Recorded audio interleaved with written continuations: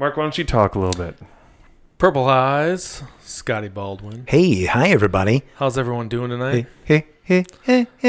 We're here. Hey. Singular force getting Jesse Ventura elected.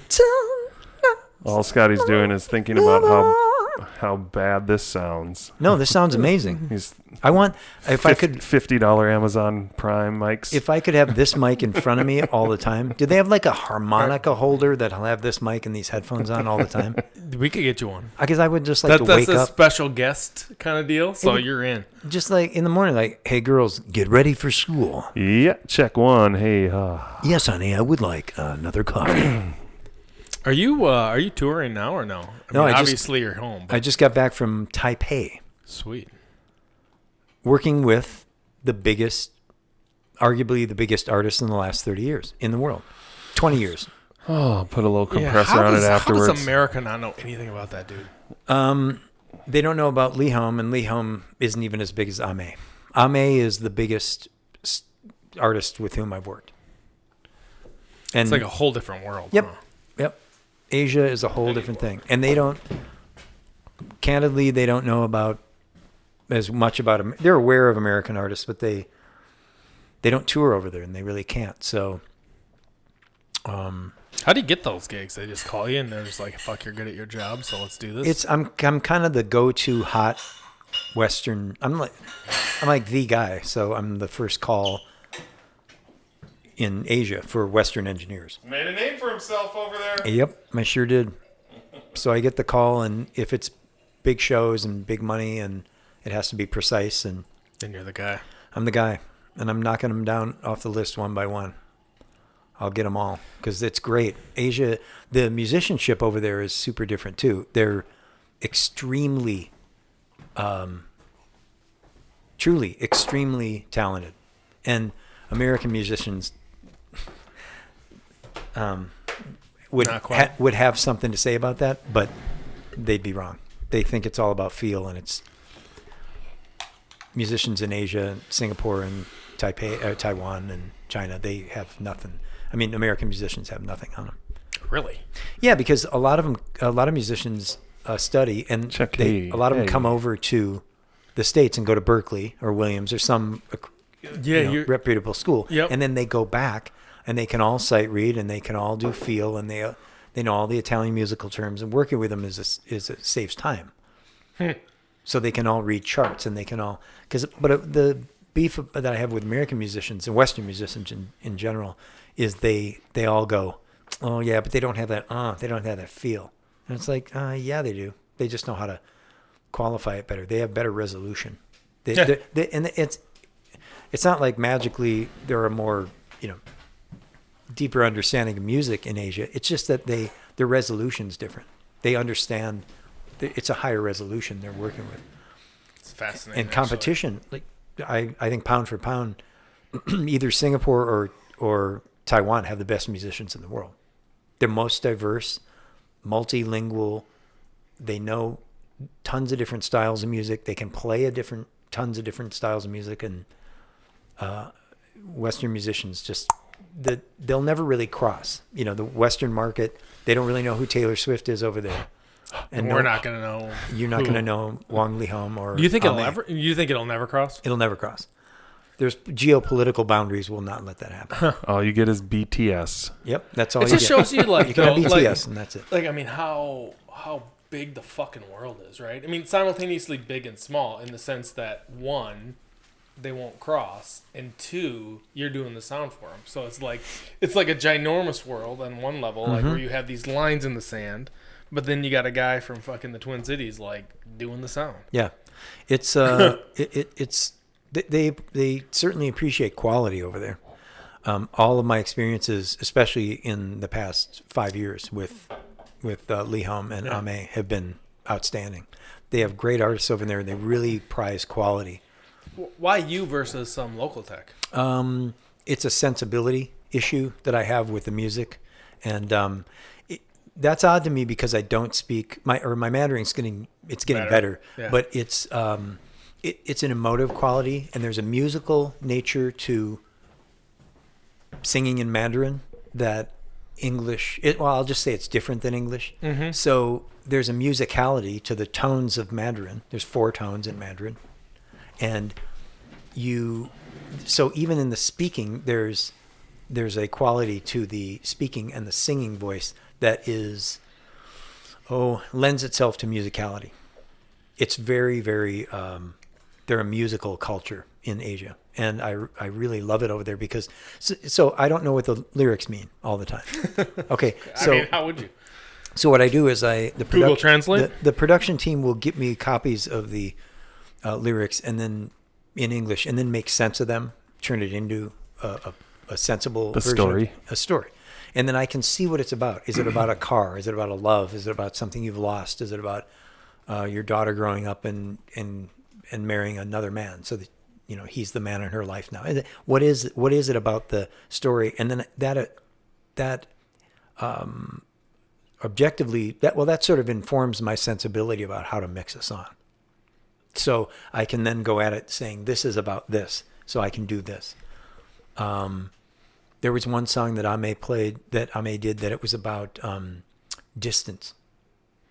And so what I decided to do is, even though we were playing in an arena, in Taipei Arena, which is large, it's 16 or 18,000 people, I put a certain reverb on a snare drum with an 1/8 note delay. So it didn't just go, it went, it made it sound like it was distant. And that was on purpose because that all works into the psychology of how a song can feel different from when you listen in headphones or earbuds to when you hear it in a venue. In a venue, it's normally engineers mix stereo program, high volume. That's it. They get you with power. Where the thing about me in the industry is that I get people with sensibility and with depth, and I can create a different dimension. And feel. It is feel. It's actually a question that you're sort of making me ask myself, is what makes me different than other engineers? And what that is my sensibility about note value is very different than any engineer, at least I've ever worked around, or around whom I've worked. It's not just width, which you can dial in on a desk, and it's not just volume, which is the depth. There's a dimension that I mix in, which is sort of an emotive dimension. But that's music, right? I mean, music is in fact emotive, right? So you're bringing you to the table. So yeah. I mean, essentially, would you consider yourself an artist? 100%. And I would never break off my own arm to pat myself on the back. Yeah. Because if I don't do it, somebody else will, and they'll do a serviceable job. It'll be serviceable. It won't be as good. Yeah. But it will be enough to get people happy. Mm-hmm. But and usually the artists that go after me and with whom I come to an agreement to work, I'm really super invested in learning the material as much as possible.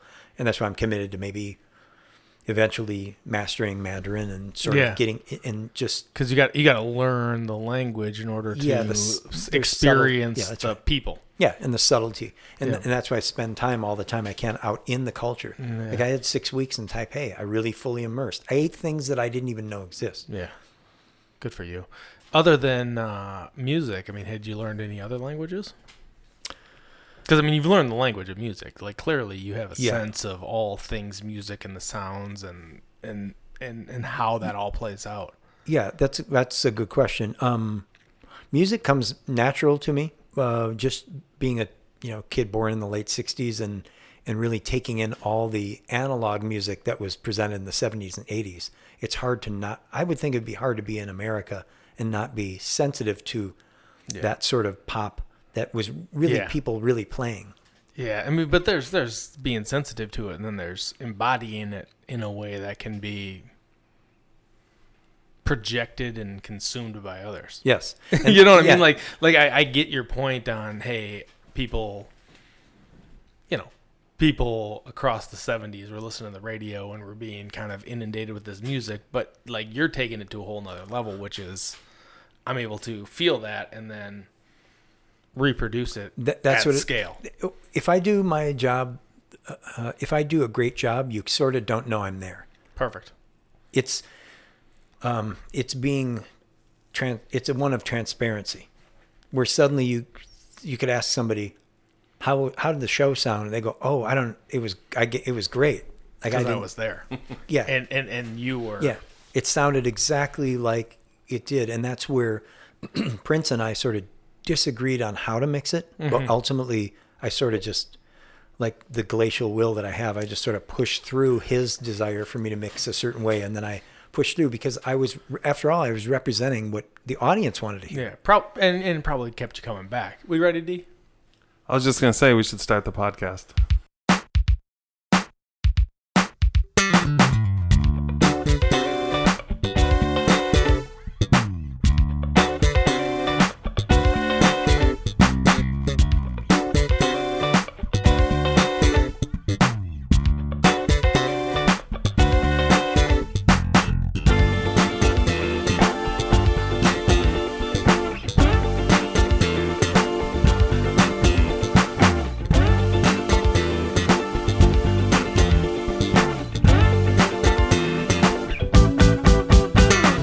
This is Purple Highs. I am Mark Bondi here with my co-host DJ Dudley D. And we're chronicling the days of Wild. We're telling Prince stories. We're talking about Paisley Park. See, Prince was so cool that he would bring fans out to Paisley Park, and like he did it again and again and again. He opened up the doors of Paisley Park to people like Dustin, when he was Dustin, before he was really Dudley D, and myself, and we'd get to see shows, we'd get to experience parties, and, you know, Prince created a whole subculture, and, you know, we want to tell those stories and talk about how people connected with Prince and what that community looked like. So we're here to do interviews and talk to people and get out there and tell stories, and today we have a very special guest. The specialist we've ever had. We've ever had, you know. No disrespect to any of our other guests. Yeah, I mean, because they're awesome. And I'm actually looking around right now. Who is this person? Scottie Baldwin, Scottie P, did front of house sound for Prince for 16 years. 16 years. So this is going to be fun. We're going to just jump in because that's what we do. So you can drop the needle anywhere in the timeline. We don't even have to do it linear. No. And you'll just drop the needle on a year and I'll tell you what was going on. Yeah. We're just going to drop the needle on all things Scottie. So Scottie, why don't you just kind of like lay out? We got to set the frame so people understand where we're going. If we don't kind of put you in perspective, they're going to have no idea what's going on. So Scottie, why don't you give us just the resume of Scottie Baldwin? Who are you, and like, what did you do for Prince? I was a kid who grew up in Minneapolis, and who Prince was sort of always that soundtrack to my young life at the time. I grew up in high school. I was listening to For You and Prince and 1999. I remember getting that and sort of hiding that, you know, and listening to it in my sister's bedroom. You know, we'd listen to that. We've had a lot of those stories of people hiding the Prince music. And then so he sort of set the soundtrack of my life and of my childhood anyway. And then I wanted to play guitar. I saw Eddie Van Halen playing, and I said, I want to do that. I bought a guitar the next day. Wow. And found out quickly I didn't really have the aptitude to play, but I was good at teching guitar, and through one way or another I got introduced to Michael Bland, and Prince's drummer, and he watched my ethic. Michael's very astute observer of things, and he said, man, I want you to come and work with me. Do you know drums? And I said, no, I don't know anything about him. And he said, perfect. Then you can learn how I play and not set it up for yourself. So that really worked out well. Basically quit college to work with Prince for 5 years as a drum technician. And that was my college in a way. What year was that? With Michael B? Michael B was basically 89 through 94. Okay. I think I left Michael to mix Sheila E. So Sheila noticed me mixing at these gigs because I would be at these shows at Bunkers and Whiskey Junction, and the sound engineers couldn't always make it. So I would fill in, and then I would do what sounded right for the song. And Sheila heard that I actually have the show on DAT, which is crazy. I have the show that got me my first touring gig, and I sent that to Sheila a couple of years ago. Said, "Remember this?" You know, and Sheila said, "I'm going to steal you from Prince. I'll double you." Well, she didn't. She said, "I'll double." She said, "I'll double your pay." And I think she paid me like $200 more a week, and then took me on the road, and I jumped right into the fire, mixing clubs and kept getting noticed. Seal heard me mix and Seal called me and said, I want you to mix. And he was really hot at the time. And then it just sort of I kept getting noticed by these artists. And at one point, Maxwell heard me mix Sheila, and then he brought me out. He's a big R&B artist. And then from there, it was big. Maxwell was that was the linchpin artist for me, because a lot hinged on him, because there was a show at the Greek Theater in LA, a Maxwell show. I think it was Greek Theater. And after the concert, members of Earth, Wind and Fire, Brian McKnight, and somebody else, they were waiting to talk to me. Like, can I get your number? Because I want you to mix us. And it was funny to have artists in line. And I remember that moment going, oh, don't forget this moment. This is really cool. Because I have all these artists wanting to get my number. D'Angelo, I think, was there. So I gave my number out to everybody, and then kept working and kept getting noticed. But it was only really coming back with Prince in 2000 to mix him, when Takumi called and said, he wants you to come out, man, and tune the PA and see if you're ready to go on tour. And I said, sure. And so that led to 2000 through 2004 through Musicology. And Takumi's this guitar tech at the time. Guitar tech, yeah. How did that relationship start? How did you and Takumi meet?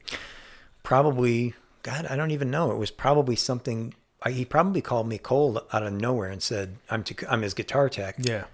Can you come out to Paisley Park? Because I can't imagine how it started otherwise. So did Prince at that point know? So just to flash forward, you mix Prince front of house in various forms, fashion from 2000-ish to piano and a microphone 2016. And then I left him in Auckland, New Zealand. So I left in February of 2016. So various tours, various bands, various everything, on, off, doing things. Do you think Prince heard you somewhere? Like he went and saw Sheila, or maybe he was talking to Sheila? It was Bunkers. What it was Bunkers, it was Bunkers. mixing at Bunkers. It was Bunkers was sort of a culture, a way of life. You always showed up on Sunday and Monday nights, and then subsequent to it used to be Monday Tuesday. Only Monday. Yeah. It was Monday, Tuesday, and then it changed to Sunday, Monday.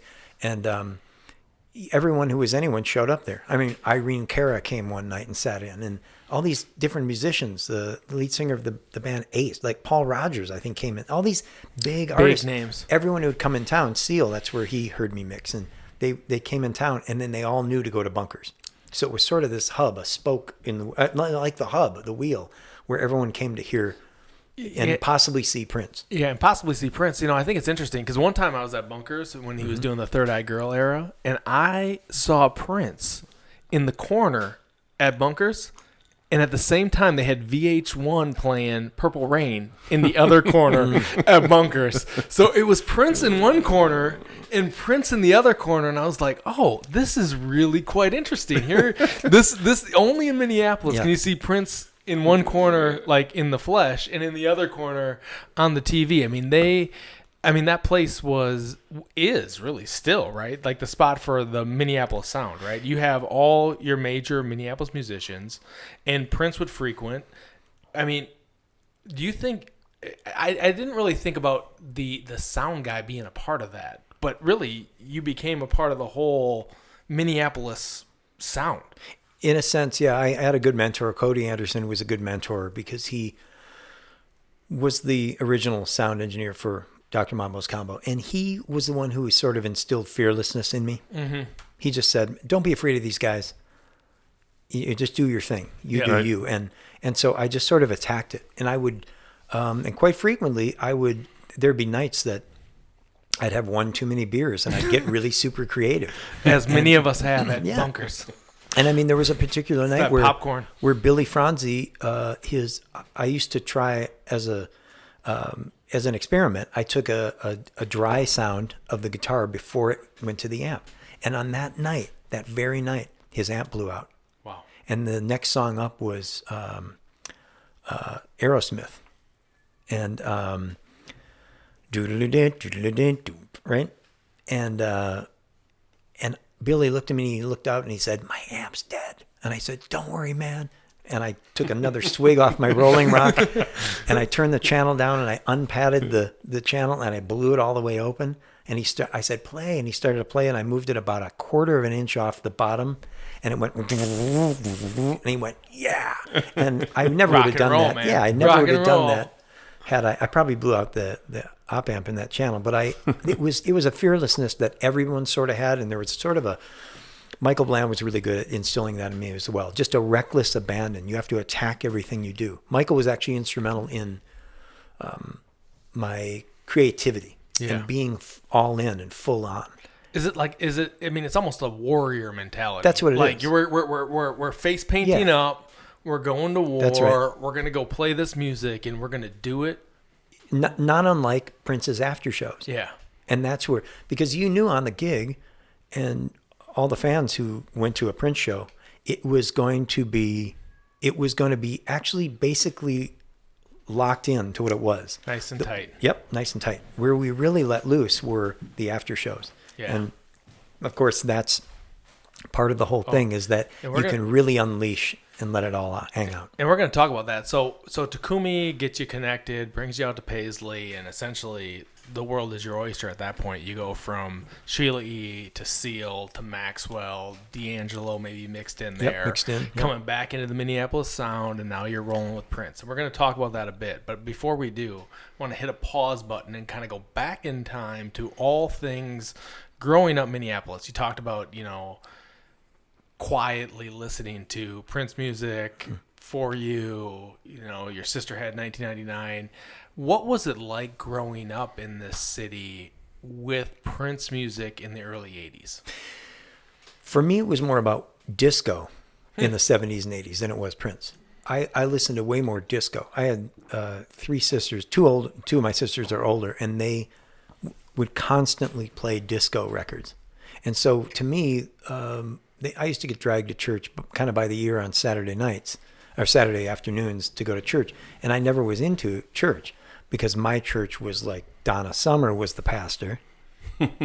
And all we would do is dance, listen to Earth, Wind & Fire, Speak to the Sky, or these old Earth, Wind & Fire records, or Lakeside, or Donna Summer, and we would just dance. You had Giorgio Moroder, the producer. That was for gay people in the 70s and 80s, when that was their church. Disco music was the sort of the sermon. And so that's why I think it was very important when Donna Summer passed that people recognized how important she was to the LGBTQIA plus community. She was everything because she was what got them on the dance floor. That's why when you listen to disco now, I'm going off a little bit. You pull me back, but I like it. When you listen to disco now, you go, God, this song's like 9 minutes long. Right. So why is it 9 minutes long? It's because once they got you on the dance floor, they wanted to keep you there, and then they could do what Dustin did, which is bring you somewhere else and take you somewhere else. So how did your disco love translate into Prince music in the early 80s? Like, were you're growing up in Minneapolis. Prince is doing his thing. What year did you graduate from high school? 85. Okay. So, like, Purple Rain comes out in, 84? That's right. So how does that kind of inform... Thanks, Dudley. He's fixing my mic. How does that inform kind of your music sensibilities? Where does Prince kind of sit in that landscape? Well, what was cool about Prince, and what I'm sure he recognized, was that he was not going to be a disco artist. Yeah. He had way Thank God. too much in his mind for that. So it wasn't just going to be a Nile Rodgers jam. Right. He was going to have formation, and he understood sort of innately, because you're talking about a guy who never learned how to read music. He innately knew about arrangement, especially live arrangement. He knew he told me once that when he would write a tune, he knew how he would record it, and then he knew how he was going to arrange it live.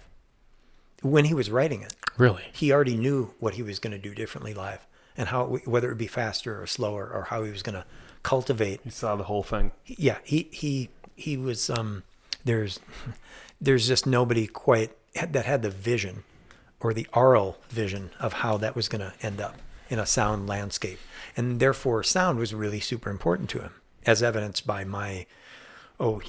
During the time, I didn't mix him straight for 16 years. Yeah. I was there for sure, 2000 to 2005, you could say. I left at some point early 2005, and then I would come back and do special shows or house shows in LA or one-offs and things back and forth. Then I came back again in 2012 and worked with him and talked with him and kind of got paid to be weirdly on staff and just sort of there.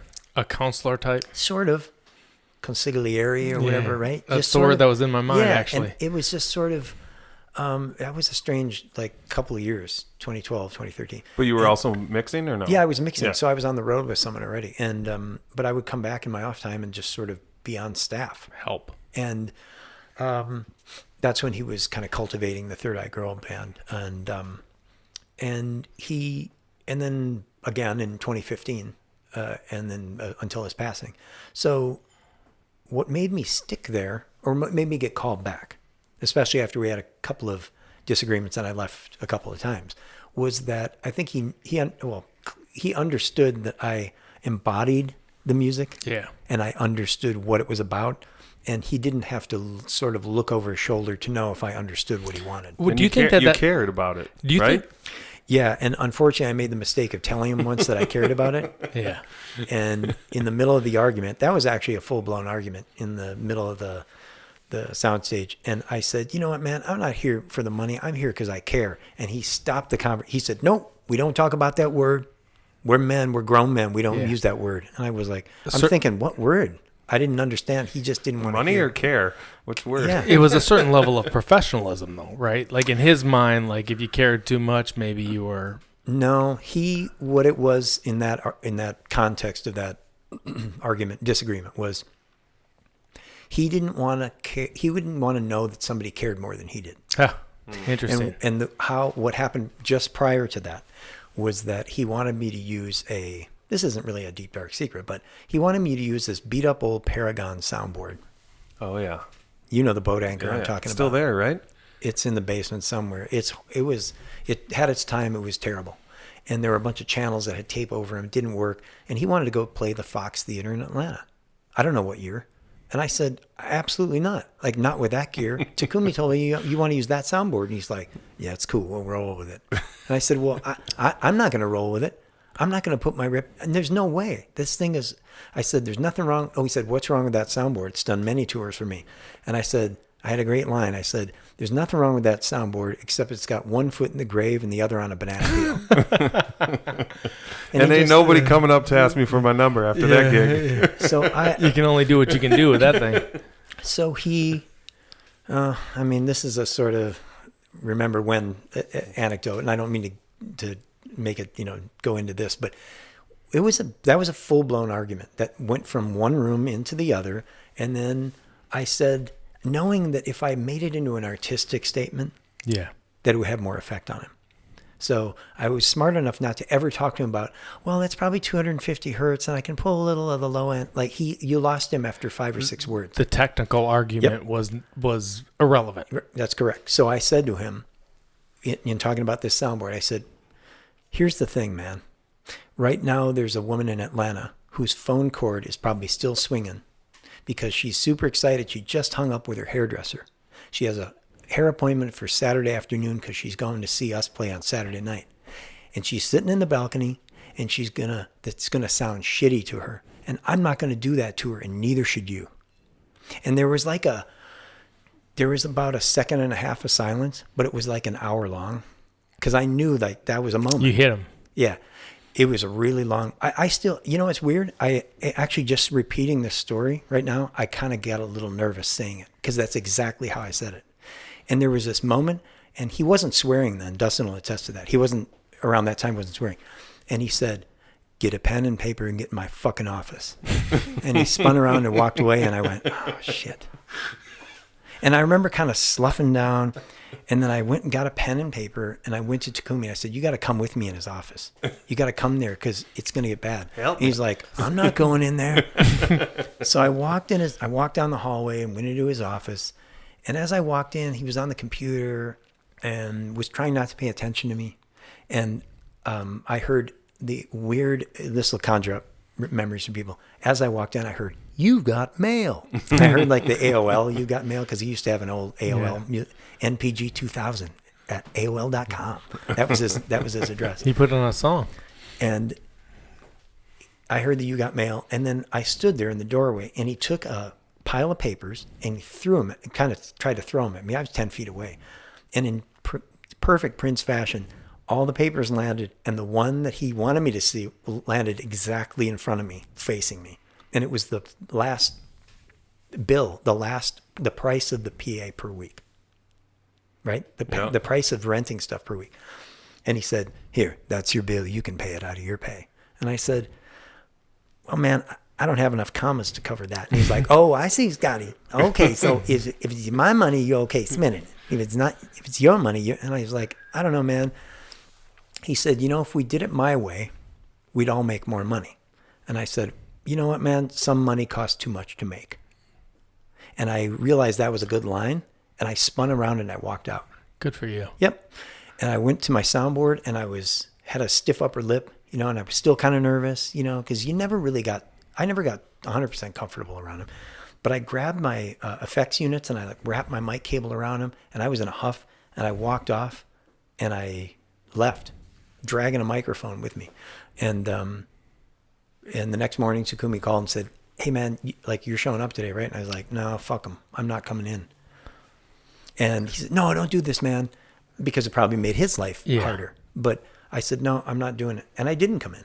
And then we made up months later when he had a sound guy screw up his mix in St. Paul. It sounded bad. And yep. And then it was Excel. And it was, there were like 3 shows, I think. Yeah. That was during the celebration. I was at one of those. Shit, I was probably at 3 of those. That was that when they brought in a whole sound system and then he got rid of it and brought in a whole different. Because I didn't mix it. Because you were there too. Because you were doing the Funky Bald Head thing. Yeah. I was some guy named Reggie was mixing it, and Takumi said, "Just show up. He won't know you're coming. Just show up, and he'll be really happy to see you. You guys can make up." And I had happened to be coming back from a funeral of a friend that both Prince and I knew, Doug Nelson, a bass player at Bunkers, and so I had a suit on even. I showed up. I just drove back from the funeral. I drove right to the thing, and I was sitting out in front. I was in a suit, and Prince showed up and jumped on the riser and gave me that half hug, Yeah. And then just started riding the sound guy about the sound. And then he said, welcome back, Scottie. Yep. And he said, Scottie, can you help? And it was only the kick drum. And I was like, I looked at the sound guy, I'm like, because there's a brotherhood there. Right. And I looked at him, I went, and he was like, no, go ahead, man. So I leaned in and I quickly, in 30 seconds, went, oh, no, this. And I was like, John, hit the kick. Doom, doom. It sounded great. And Prince said to the other sound guy, now get a piece of paper and a pen, which was eerily reminiscent of what he said to me. He said, get a piece of paper and a pen and write down how that kick drum sounds. Write down what he did, because that's how somebody from Minneapolis makes a kick drum sound. So somebody from Minneapolis, it's a good transition back. Do you feel like your caring about the music and the sound was based on your experience growing up in Minneapolis? Yes, because he had mentioned multiple times throughout our relationship, over 26 years, that we're from Minneapolis. We do things differently. When I wrote the liner notes for One Night Alone Live, Lynn Anderson called me and said, he wants you to write some notes about how you recorded the record. I said, great. I wrote them, sent them to Lynn. Prince got them. Lynn said he loved them, and he's going to put them in the center of the book. And I went, great. And he didn't put them in the center. He put them somewhere near the center, but it was my whole thing. And he called me the next day and asked me if he could remove one line, because I wrote, he believes in and belongs to himself. And Prince said, can I take that line out? And I said, sure. I mean, I don't know why. And he said, because you know who I belong to. And I went, oh, okay. And he meant Jehovah. Yeah. So to get to your question specifically, after the record came out, and then we did the Tonight Show. And then we did the Las Vegas DVD around that time. Yep, Las Vegas at the Aladdin. Yep, at the Aladdin. And then we did the Tonight Show. They were really close to one another, like within a day or two of each other, I think, or something like that. Yeah, we played Aladdin first and then went to Leno. So after Leno, we went out for a party. Prince wanted to go and party at some club named Fernando's or Nando's or something like that. Some club in LA. And we went out, and I got called outside. It was like, Prince wants to talk to you. I went outside, and Prince and I were standing in this side thing. People were still waiting to get in. They just couldn't tell it was Prince behind the lattice work. But I thought it was funny. All these people were trying to get in. Prince is like 3 feet from him. And he said, Scottie, I read what you wrote for the record. And then I reread it. And then I read it a third time. And then I said, this guy understands what it's like to be from Minneapolis. Only us from Minneapolis. Only we know how things should be. And I was like, cool, man. And then we went back in the club. What do you think it is about Minneapolis and the space and the history, the culture, the music? Like what makes that unique? All of it. Even the weather. Like we freeze half the year. None of us should be here, but we're here and we're forged of something else. We're different. We can take it. And because we know the good time is better than the bad. So we go through some of the bad all the time. But we also, Prince is an artist that understood the seasons of people's lives. What do you mean by that? Well, there are 4 seasons in a year. Ask somebody who lives in San Diego. I guarantee, you can look it up right now on your phone. San Diego's 70 right now. It's always the same. But Prince understood that people go through different eras and different transitions. And I believe, we never specifically talked about weather, but my thought is that he understood that things are seasonal in our lives and that we go through different periods. He went through a lot of periods in his career where he was laughed at, where he was looked at as a genius business-wise and then mocked for that deal he signed because there were all those stipulations, right? He went through a lot to be artistically be able to say what he wanted. And so Minneapolis, kind of the ebb and flow of the seasonality, the winters, the cold, the getting stuck in, like becomes part of the ethos of the Minneapolis sound. Like there's a connection between just our experience that's different than other places, i.e. San Diego, You're making me think of something. If you look back at when all of his stuff was recorded, I would think it would be interesting to figure out what was recorded in the winter. Yeah, a lot of time spent in the studio. I guess you know me well. I don't like winter. I'm also curious. That's like one of my favorite lines. What is it? What did you say? I guess you know me well. I don't like winter, right? Like, because, I mean, from Strange Relationship, because it's like a real, like, I mean, who likes winter? Do you guys like winter? I mean, I hate winter. I can't even imagine the last time Prince scraped his windshield, though. Let's be honest. But there's an experience there that's different. And I heard Michael Bland in an interview talking about how musicians and kind of the Paisley Park scene, that late 80s, early 90s deal was like, hey, we worked, right? Like it was January. What else we got going on? That's right. Like we're going to it's Tuesday. Let's work. We're rehearsing for 4 hours. Let's work. Let's work. Hours. And that's what it is we have, it's a perspective and he was, I mean, I don't think it's a secret. He was proud of Minneapolis. It's not, he was like the king of this area. So he stayed where he was comfortable and knew he was king. He could have moved. At one point he was thinking of moving to Miami, like all of it, the whole kit and caboodle down to Miami. Mm-hmm. He had this love affair with Miami for a few years. He didn't do it. Why? Because the real estate was more, no, he didn't care about any of that stuff. He didn't have to look at the right side of the menu. You think that's why he put a Glam Slam in Miami? You know what I mean? He's got one here. He likes Miami, and let me build one there. Well, he not so secretly said he did say literally that he's always trying, because we were trying to find opening acts in 2000 for musicology. And we spent a lot of time at front of house, just Prince and me sitting there and talking about stuff. And at one point he said, do you have any artists that you think it'd be cool to open for us? And I said, yeah, Kenny Loggins. And I wasn't kidding, but he was like, ain't no danger zone up in here, Scotty. And I was like, but he was looking for artists to open, and they had to be sort of, I don't know, he was into challenging himself and other people. And he said, I want to have an opening act that makes me have to work harder. Because he said, I've always tried to recreate the movie. Right, the time. Yep.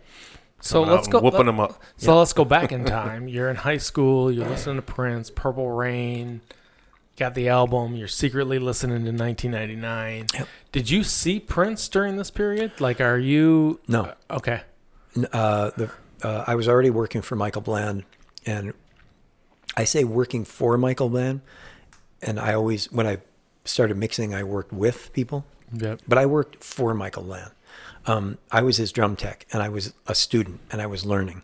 And so I felt like I was a student then, and Michael was my teacher. And Michael's a hell of a person from whom to learn music and theory and attitude. And so what I did is at one point, Michael said, "Hey man," at the fine line, he said, "Man, can you walk the room, make sure Cody has it sounded good out in the whole, in the venue?" And I said, "Sure." So at one point I knew Prince was upstairs, and I kind of went upstairs, and I stopped when I got around the corner of that stairway, because Prince and Gilbert turned and looked down at me, and I went, "Ooh," and that was the first time I had seen him in person. And there's something that happens, and that happened to everyone, whether you were a star or whether you were a fan, no matter who it was. Only the people that didn't know who it was didn't care. Everybody else cared, because you knew where you were the first time you saw him. And I don't care if I've said it famously before, or I've said it before. The composer, you can say famously, it's fine. The composer, John Williams. Yep. I bet he respected Prince. Dave Grohl respected Prince. Well, that's like, Dimebag Darrell respected Prince. Kenny Loggins respects Prince. He has a universal respect from all different genres, and that is super rare. And that's like when Prince walks into the Oscars or the Grammys. You know what I mean? Like everybody else will walk in the room. There's so and so, but Prince walks in. Everybody, like, Prince is here. There's a star Prince amongst stars. Yeah, a star amongst the stars. And you spent probably as much, maybe more time in a room with him than I did. What did you feel when he would come in a room? Well, like we were talking about earlier, it's just like the boss is here, Like if you're in a corporate job or whatever, and people are kind of slouching at their desks or whatever, the boss walks in, like everybody straightens up, make sure are you doing something? If you're not doing something, you better start doing something. You don't want to just look like, standing around. So, but yeah, he always just had that presence. That's Prince. No matter what, still, it's Prince walking in the room. Did that presence ever wear off for either of you? No. No way. No. Even up through the end, when I decided to leave, it was still there. It was just that I was more emboldened to take control of my situation. Why was that? Just your own sense of destiny and kind of who you were? Better understanding of you? I don't think it was that deep. It was just that I had other things going. And that people don't like to hear it. I mean, nobody wants to hear it, but Prince isn't the biggest artist that I've worked with. He was probably not, he might be top 5. And that's hard to hear, but Madonna's bigger than Prince. Yeah. So Stevie Wonder's bigger than Prince. There's about like 30 people that just stopped listening to this podcast. I'm sorry, but at the end of the day, you can love the Yankees all you want, but if Toronto beats them 3-2, Toronto wins. Yeah. So in our culture, competition is what makes people win. You win because you're competing. Yeah. And in Prince's mind, everything was a competition. Yes. So you have to start counting record sales. So part of your being emboldened was, hey, I got other gigs. I got other possibilities here. Yeah, but that sounds kind of I always stuck up for myself. I never sort of had that thing where I didn't speak my mind. And that goes back to just kind of not knowing that I couldn't. Yeah. And just say, because Michael Bland taught you well. Kind of, yeah. Right? Like, I mean, so let's go back to the Michael Bland deal. So he sees you as a guitar tech. He's watching you. He's like, I like Scottie's work ethic. Yep. Scottie's doing some things. And he's young at this point. You're young at this point. Right. He brings you on. Like, what does a day in the life of a drum tech for Michael B. in 1989 look like? It was busy because he was doing studio sessions, he was working at Paisley Park, and he was doing clubs at night. So who was he doing studio sessions for? Johnny Lang off and on, Prince all the time. We'd get called out and have to, if an on-staff Paisley Park member didn't do it, I would set up drums. There was all sorts of stuff happening with him. And anytime I showed up at Paisley Park, I wasn't on the payroll of Paisley Park. So I was sort of protected because I was Michael's guy. And Prince never messed with musicians who were better at their instrument than he was. And Michael Bland was better at his instrument than he was. He is. Yeah, Michael Bland's I don't think it's a stretch to say Michael Bland's a better drummer than Prince. But he's different. at that level, they become different, not really better. Yeah. Talent plateaus kind of, and then you just get like who you prefer. But Michael is a supremely talented drummer, with a great attitude, and he would really attack. He was always about attacking things, especially at the clubs. And it wasn't like Prince was playing shows and Michael was coming to see him. Michael was playing shows and Prince was coming to see Michael. Right. So that's different, right? The psychology is different. Prince didn't just always sit in when he wanted to. Like sometimes a band would just ride through and just blaze through a night, and Prince didn't really have a choice of sitting in. There were times that they brought a guitar and a DI for Prince, and he wouldn't sit in because they were doing their thing. And he didn't fit in. There's an attraction. I've said it before, but this won't land with a lot of people, but I'm still going to insist on it. Every relationship that I personally witnessed with Prince was a relationship of a male-female romantic dynamic without the romanticism. So if every relationship had the repulsion phase, had the makeup phase, had the romance phase, you could do no wrong phase, the I'm going to stick up for you even if you're wrong phase, the look at me, don't look at me phase. Every relationship seemed like it was a romantic relationship. He respected men who were musicians. He showed respect for males when they were musicians. And women, sort of universally, he was known as a respectful person.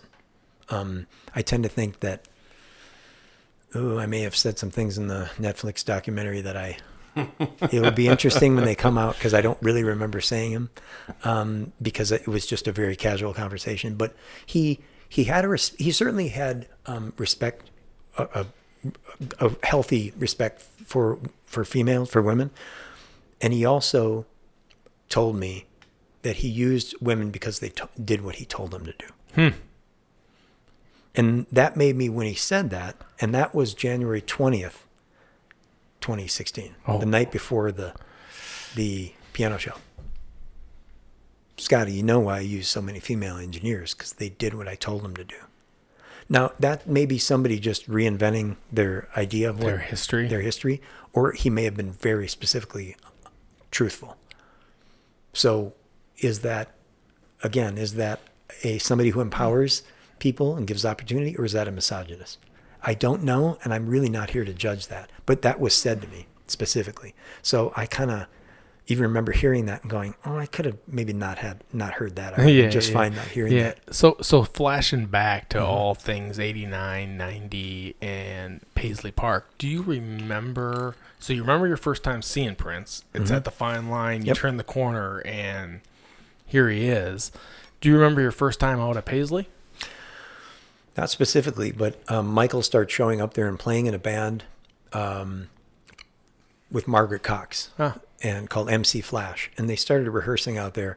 And there was a drum tech at Paisley Park, but I came out there as Michael's guy again. And Michael's so big and would break so many things, I had to be kind of right. I had to always be kind of behind him and on stage with him. And so at one point, Prince was playing drums. And he just kind of turned and looked at me with that side eye thing, because I was sort of just behind him watching him. Right. And then it was that day that he said to Michael afterward, at some point, later, Michael came up to me and said, "Hey man, he was asking about you. He was like, is your guy cool?" And I said, "Yeah, he's totally cool." He was like, "Well, maybe you should go on the road with us." And it was simple as that. So it's just sort of like, you're part of the club. You're cool.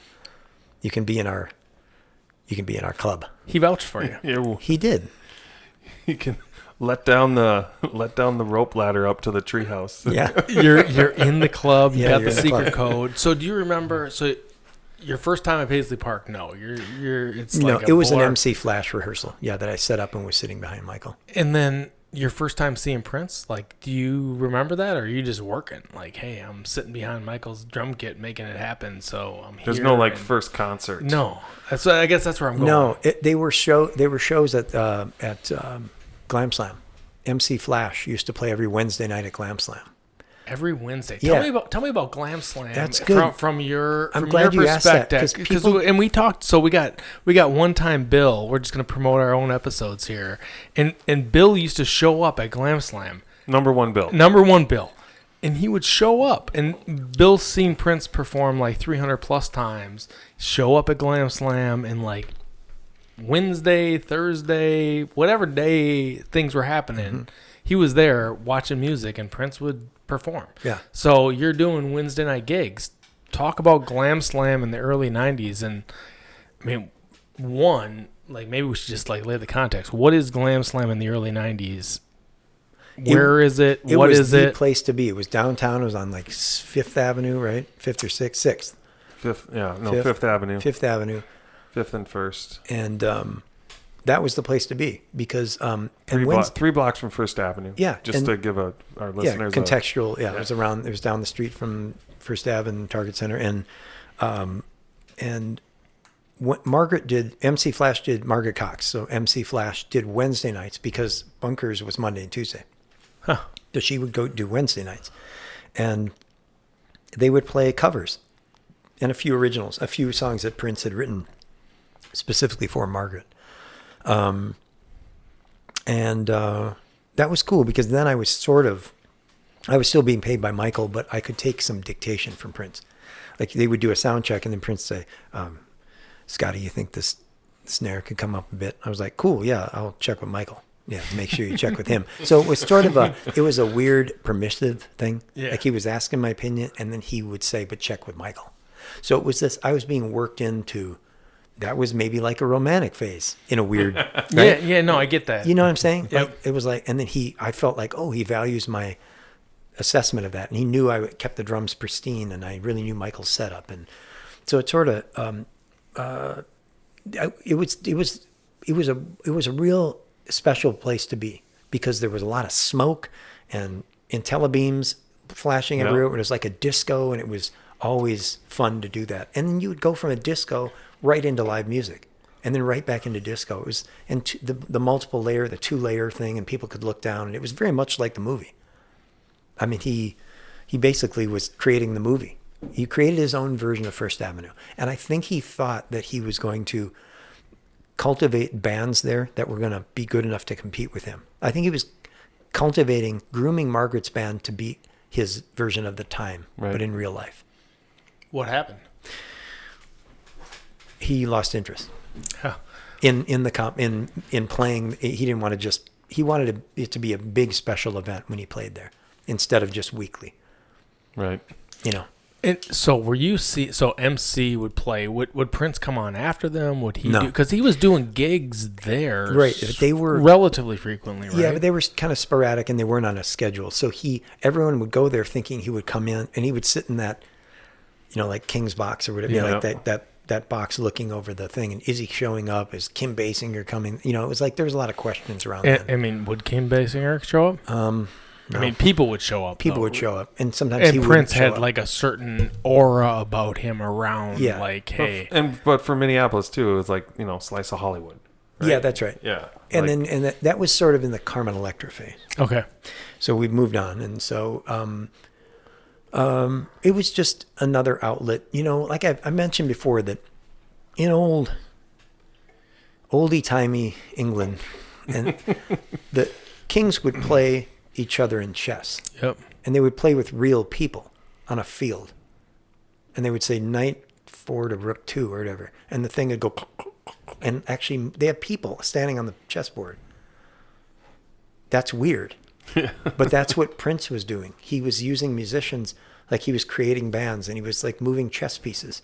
And it was really kind of beautiful and it was fun to be part of it. And I was learning a ton. That's what it was happening for me personally. I was learning about sound and learning Prince's theories, and I used to sort of memorize instantly his theories. Like Rain Man, I used to sort of go, "Ooh, don't forget that." So give us a couple of examples of like Rain Man theories that you took away from your Glam Slam era with Prince doing his thing. Purple Rain Man theories. Purple Rain Man theories. I would. That's why I love having Dudley here. He was having.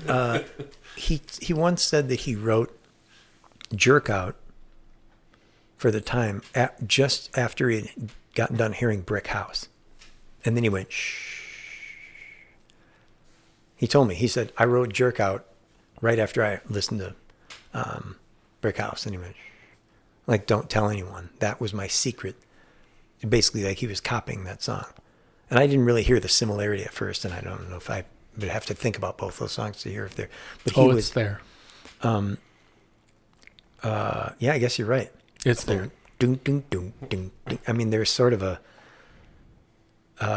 but he was sort of somebody that I think because he didn't read music, that gave him an edge in a way, because he didn't understand the rules of music. And like, I know plenty of musicians that play in Berkeley grads, and they'll go, that really doesn't work there. And you go, yeah, it does. I want you to play that. You know, and Prince was definitely that way. He would play some funky, weird chords, and they sort of grated you. They sort of made you feel agitated. And that was his intent. Where somebody who's more schooled would not do that, because theoretically it doesn't work. They can't think outside of that box. That's correct. So there aren't any rules at Paisley Park. So good transition. So you're doing the gigs out at Glam Slam. You're all things guitar tech with Michael B. Drum tech, sorry. Do you do, because, like, I mean, Prince is doing after parties. He's doing things at Paisley, too, right? Yeah. How does that translate? How does it go from Glam Slam to Paisley and then Paisley back to Glam Slam? What does that look like in the early 90s? There was a lot of preparation. It looked sort of ragtag, but we had kits ready, and I always had a kit in my car. In my car, I always had a drum kit in my car. I had a station wagon. Why did you have a drum kit in your car? Because things would happen. Like, you just have to show up. Or we would, Michael would say, "Hey man, we got to record the white kit," and we just talked about it, like the white kit, the gold kit, the black kit. Bring my black sonar kit. Okay, I have to go to Michael's house in St. Paul, literally his house, and swap out in the garage the kits, and because Michael knew this kind of sound he needed for a song that Prince has been thinking about. So it was just very busy. I remember just being busy all the time. And I wasn't on the payroll, really. So when Michael said, you should just come on the road, and because they had a tour going, what was it, Act 1? It was probably Act 1, yeah. And we went on the road, and I had already had my foundational relationship and working relationship with Michael. I didn't have to do anything different. I was just responsible for drums. And there were other technicians there that didn't have their poop in a group, and sound engineers and lighting engineers. So we were, I think we were in Europe, and we were a half dozen shows in, and it was not going well. And I remember, this was either 90. So this is, I don't know when it was, 91, 92, 93, maybe. I don't know. It was at some point we were in Europe, and Prince called a meeting of all the only people he didn't have at the meeting were the band technicians. Everyone else, sound, lighting, tour management. I remember wardrobe was there. Like, all these people were out in the seats, and Prince was standing, and they were just sitting in the chairs in the audience. And Prince said, y'all need to know your jobs, and you need to know other people's jobs too, and because anybody can be replaced. So he said, y'all know, see, I wasn't at the meeting. He said, y'all know Scottie. He can't play a lick on drums, but he knows what Michael likes, and he's back there behind Michael air drumming the whole show. He knows it like he's playing it. And he said, if they come up with cloning, I'm going to clone Scottie and me, and all four of us will run the show and fire y'all out. And all I know is that when the band came back to the stage and I walked up on stage, I think Tommy Elm was the first one I ran across, or maybe Levi or Sonny, and they said, "Oh man, he just paid you a big compliment, man." And I was like, "What are you talking about?" Pressure. Michael was like, "Man, he likes you, man." And I was like, "What? I don't know what you're talking about." And I learned the story later. And I thought, well, that was cool. He was into people who were into it. Right. And if you didn't look like you were into it, like when you watch Dustin DJ, he's not into it. Oh, he's into it. He's into it. And Prince wanted anybody who was into it, no matter what the price. And that's why he didn't tell you if you were going to be paid or not for the after shows. Really? We would do so after shows. So you could not get paid for the after show? We got stiffed more than we got paid. What's up with that? I didn't know this at all. This is he would Purple High's insights right here. Yeah, for sure. They would just say, we're doing an after show tonight. And we would go, and I would quick set up the drum kit and then sit back. And I don't even think we brought a pad back then. We might have, but I don't really remember in the early 90s. For sure, when I was mixing 2000 to 2005, anything, we always brought a pad. So John or whomever had claps, and we could kind of make it sound more like the show. But we never knew if we were going to be paid. I didn't get paid for any after parties. I mean, like, it was just, I was just, that was just assumed. It was a day rate. Yeah, it's a day rate. It's, you know, it's I'm getting paid for the day. You're working 12 hours. You're working 16 hours. You're there. If you got down to the legality of it, it does fall under a work for hire provision. So if you're under work for hire, and even though I never signed a contract with them, it could get down to a verbal contract. I don't think I never signed anything ever with Prince. You never signed one contract with Prince? No. And you didn't have them. I still don't sign. Well, was it just like a bump agreement or? Yeah, not even a bump agreement. You just kind of went, oh, we're going out again. But you would get paid. Yeah. But not for the after shows. The after shows you never knew. So how did that work? We would finish an after. So we would do an after show. Prince never took any money for after shows himself. What? No, and what it was more often than not, I think probably 100% of the time, but I don't know for sure. But Prince would get the door, the bar would get the F&B. Yeah, I'd get 100% of the door. Yep, and the bar would get food and beverage. So any drinks, any food, any of that went to the bar, and then they would be so excited to have Prince, they would give the 100% of the door. So tell me about the after show life. You kind of mentioned it earlier. It's got its own vibe. You got your show, which is stadium. It's tight. We've rehearsed this 1 million times. Yep. Compare and contrast that with the after show. I imagine that as a fan, it would be hard to hear that the after shows were more fun because the amount of people that went to them was so minuscule compared to who went to the main show. The main show was still great. I'm not taking anything away from it, but it was restrained. It was confined. You had to know the lighting engineer. As a performer, Prince had to go, well, the lighting engineer doesn't know this song. I know they don't. They're already late and wrong in most of their lighting cues.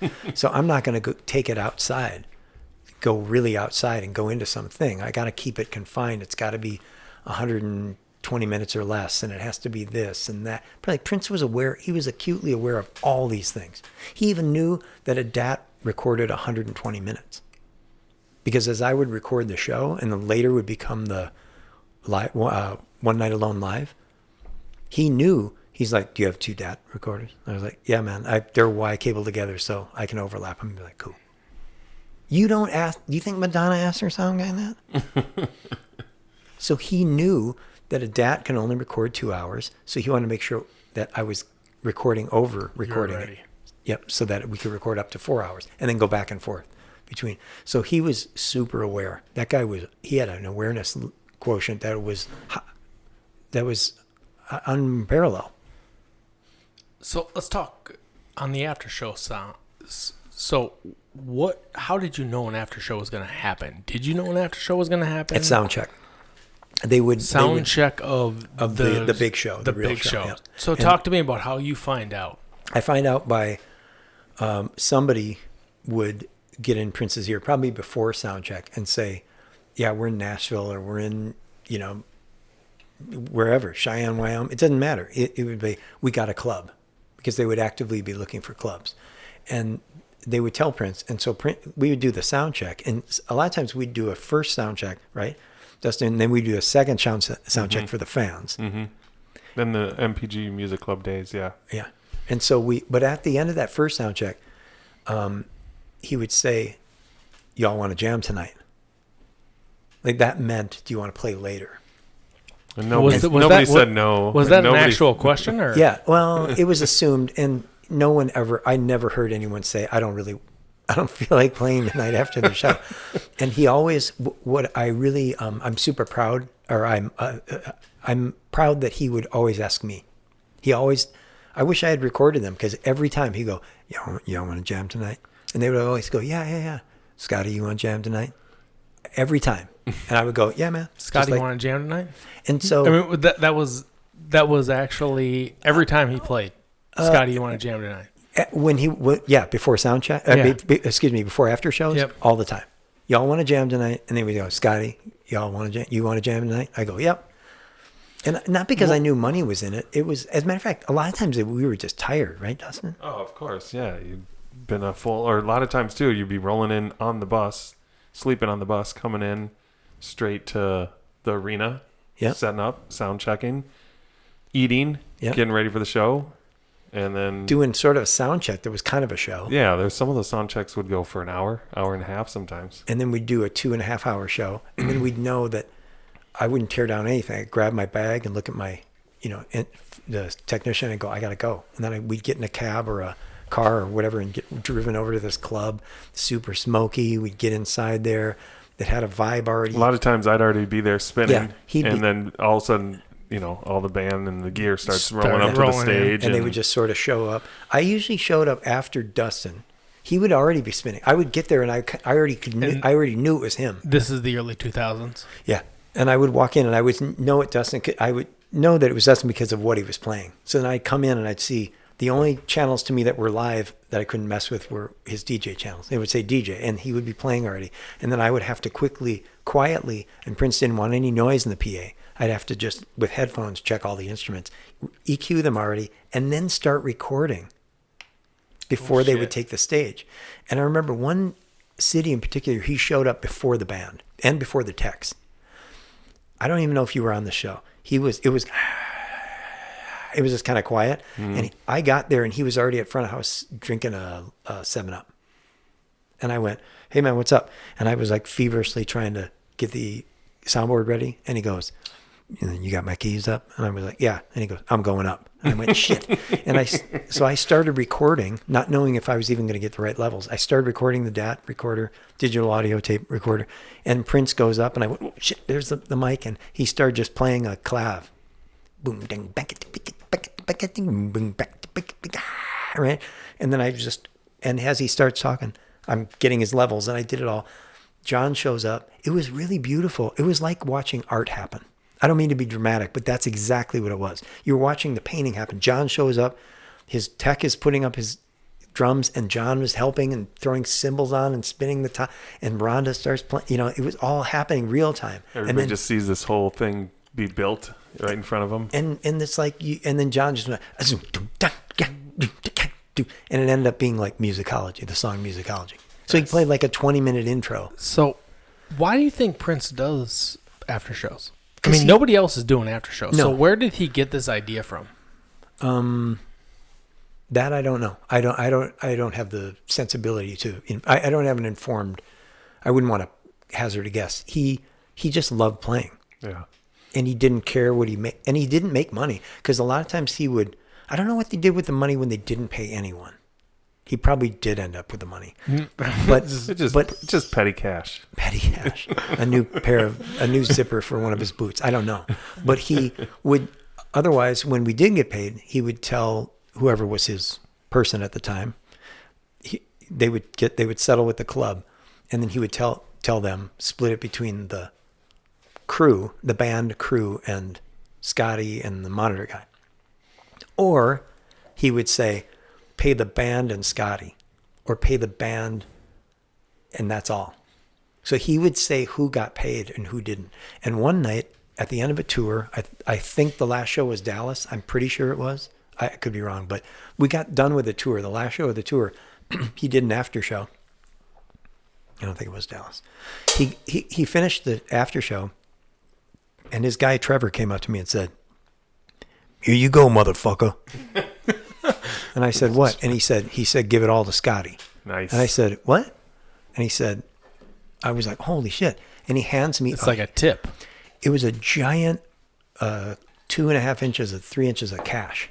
And I stuffed it in my pockets and I pulled my shirt down like really wide and pulled it out. And I got on the van and I didn't know if anybody else had been paid or whatever. I get in the van and the band and crew were on that van. They were like, fuck this, man. This is the last show of the tour. We didn't get shit. And I was like, yeah, that motherfucker. We didn't get shit from that motherfucker. Fuck him, man. And meanwhile, I could barely walk because I was walking like a cowboy. So what was it about the after shows that you liked? What was it about the feel, the vibe? I mean, obviously it wasn't the money. I mean, I was happy you couldn't walk that one night, but some nights you got stiff. So, yeah, so like it all equilibrium.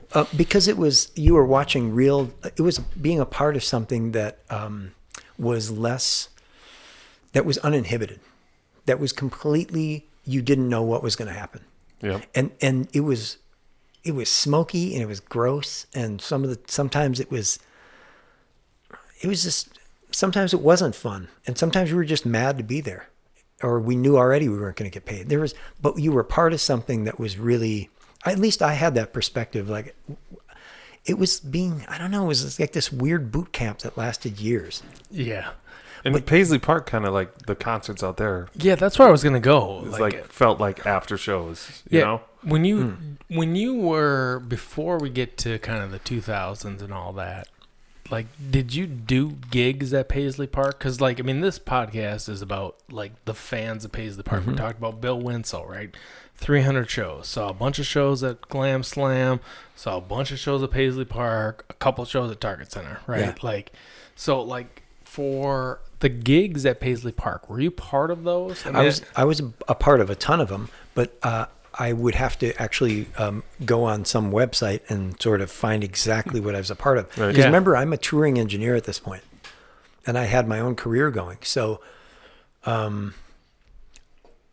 unlike some musicians, it wasn't the only thing that I had going. Right. Yeah. I'm trying to be careful on how I say that. That's fair. So I would leave and go do other tours with big artists, and then I would come back. And again, part of my theory of every relationship in his life being having the color of a romantic relationship, there was the thing about being attracted and repelled, and said no to, and then the attraction.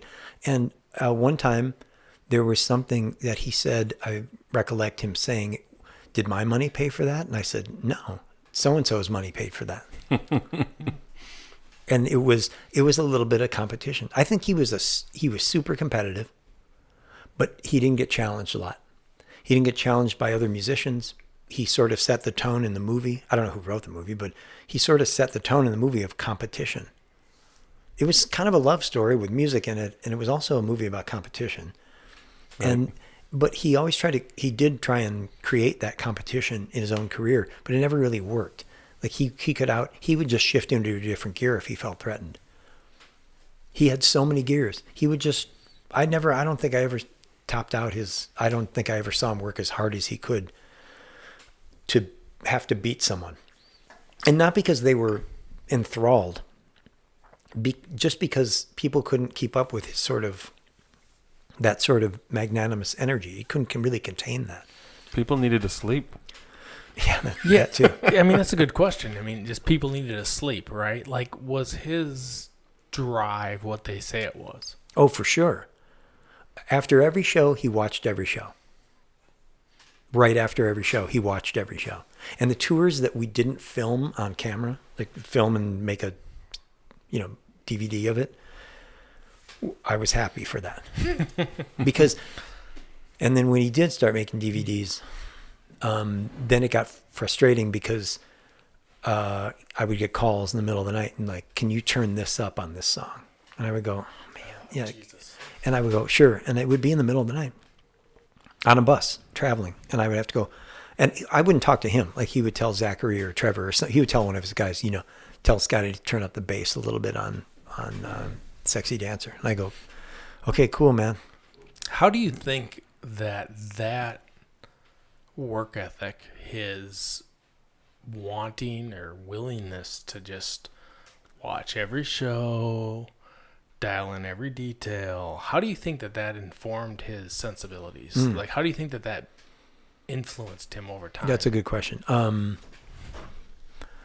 Because he was sort of tireless in his effort, I just think he never peaked.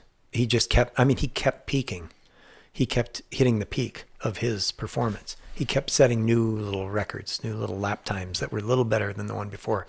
And he incrementally. Yeah. He just kept working on it. And he was soft at times. I mean, I what does that mean? The 2004 musicology tour. I'll be kind and contrast it. I believe shit sandwiches are best I like shit sandwiches. You give a compliment, then you tell somebody. Yeah, I get it. I'm in management. I understand. 2002, he worked super hard. Like, he loved the One Night Alone tour. Or what was it called? Yeah, One Night Alone. One Night Alone. And it was really also, too, just like bare bones, independent, like doing it all on his own. Like basically taking the stage of Paisley Park and That's a great way of saying it. Yes. The little fake flame lights or whatever, and be like I remember, the bubbles. I remember Takumi being like, "We're bringing this on the road. Like, I got to figure out how to package this up and move this around." So that was really just super. The fan club in the front, all that stuff. He worked really hard. I'll give it to Prince. He worked harder than I'd ever seen him work. Was in 2002 on that tour. That's why I love that tour so much, because he really leaned in and he cared about every bar of every song. In 2004, I personally think 2004, you'll have to fact check me on the fly about these dates, but Alex Hahn came out with a book. Yeah. And I don't know the year that he came out with it, but I think that 2004 musicology tour was a response to that book. Really? Yep. Why? What was the book? It was I don't. It was Alex, called The Rise and Fall of Prince. Yeah, and he gets into the details of all kinds of stuff, right? And he's talking 96 and... But think about it, the rise and fall of Prince. So Prince was like, oh yeah? And he had the biggest tour of the year. It's called Possessed, The Rise and Fall of Prince. What year? Had to be around 03 or something. 2003, you're right. Yeah. Okay, now that was a guess. So you think that he's coming back? I know he was coming back from that. It's so interesting. So again, competition is the theme. Why do you think Prince, this is kind of the Prince philosophy and the undergirdings of who he is. Why do you think he's so concerned on the competition front? I don't know. You would have to, I'm not qualified to answer that. You'd have to dig into his childhood, and you'd have to dig into places that I don't know of what I speak. But it has to do with competition for sure. He was super competitive. Really competitive. How much do you think that drove him? Obviously you're telling me he's super competitive. So do you think how does that drive his behavior? Well, no one could mess with him really musically. Why not? Because he never had to use all of his facility. He never had to reach in that far. He had enough to beat almost anyone. Okay. Didn't he do something with Maite and there was something where people danced on stage? Yeah, the MPG dance company. Yeah. Okay. I know nothing about it. I just vaguely and remember that, and you're telling me as much as I've ever known. He didn't write the score for that, clearly, right? Because it was classical sort of sounding stuff. Oh, that could have been the... So somebody else scored it. Kama Sutra? No, it was... Wasn't it his music, though? Yeah, and then somebody danced. Fucking. So let's just say this: he wasn't qualified to write classical stuff. He wasn't qualified to write orchestral stuff, so he didn't. He was really good at not doing what he didn't do well. I've said in some interview, I said he never picked up I said trumpet or sax because he didn't play them. So the orchestra stuff, someone else is just coming in and doing? Is they giving him direction? Do you think? Or they were listening to what he said and using those as notes. But he couldn't tell you C minor 9 at 11, go to B flat 6, then you go to C7. So they maybe did something. So he would use words to describe how he felt and how it should be. And he was right. He had a great feelings about that. But he never scored his stuff that Claire Fisher did. Claire Fisher scored that stuff. Yep. He would send the tapes to LA. They would come back and he would go, sweet, that sounds great. I love it. But he was smart enough to know into whose hands he should put those things. He never messed with you, as I said, if you were better at what you did than he was. So he didn't really mess with Michael Bland. Because he knew Michael could play. Yeah. And did he mess with me with sound? Sure. He would I would even physically like try and show like, all right, that's enough. Like, and like face him and like put my hands behind my head, like almost like, and just like try and give him visuals like, that's enough. Like you're doing this all on the mic. It's really not fun. It's been 40 minutes. We're here in Japan. We got to get moving. You can keep going, but you're wasting everyone's time. And sounds great. Yep. But there's also a power dynamic that's at play. Yeah, for sure. He was always the most powerful one in any room he was ever in. He made sure of that. And if he didn't, he won most people over just by being in the room. But then other people, like he wouldn't mess with people that really could mess with him. And I don't know who that is, but I mean, Stevie, he made friends with Stevie because Stevie's just made of music. Yeah. Because, I mean, he's got mad skills. Miles, I saw his interaction with Miles Davis backstage at Glam. I happened to be in that hallway. Talk to me about that. Man, that was cool. That was a cool moment. It was Prince and Michael and one or two other like people around him, but it was Prince and Michael Bland and Miles Davis in the back hallway after Men Who Eat Out had sound checked already. Men Who Eat Out opened for Miles Davis. And he didn't have Margaret open because Men Who Eat Out was a serious band. Those 4 or 5 people were really, really good. Billy Franzi, Doug Nelson, Steve Cherawan, Michael Bland. I think it was those 4. And they just crushed Wait, what was the name of the band? Men Who Eat Out. Okay. They were a response to a band in the 80s in Minneapolis called Women Who Cook. This is like a history lesson right here. Women Who Cook. So these guys went, hey, I got the name for a band. Men Who Eat Out. Yeah. And they played every Sunday night at the Whiskey Junction, and then Bunkers would be Monday and Tuesday.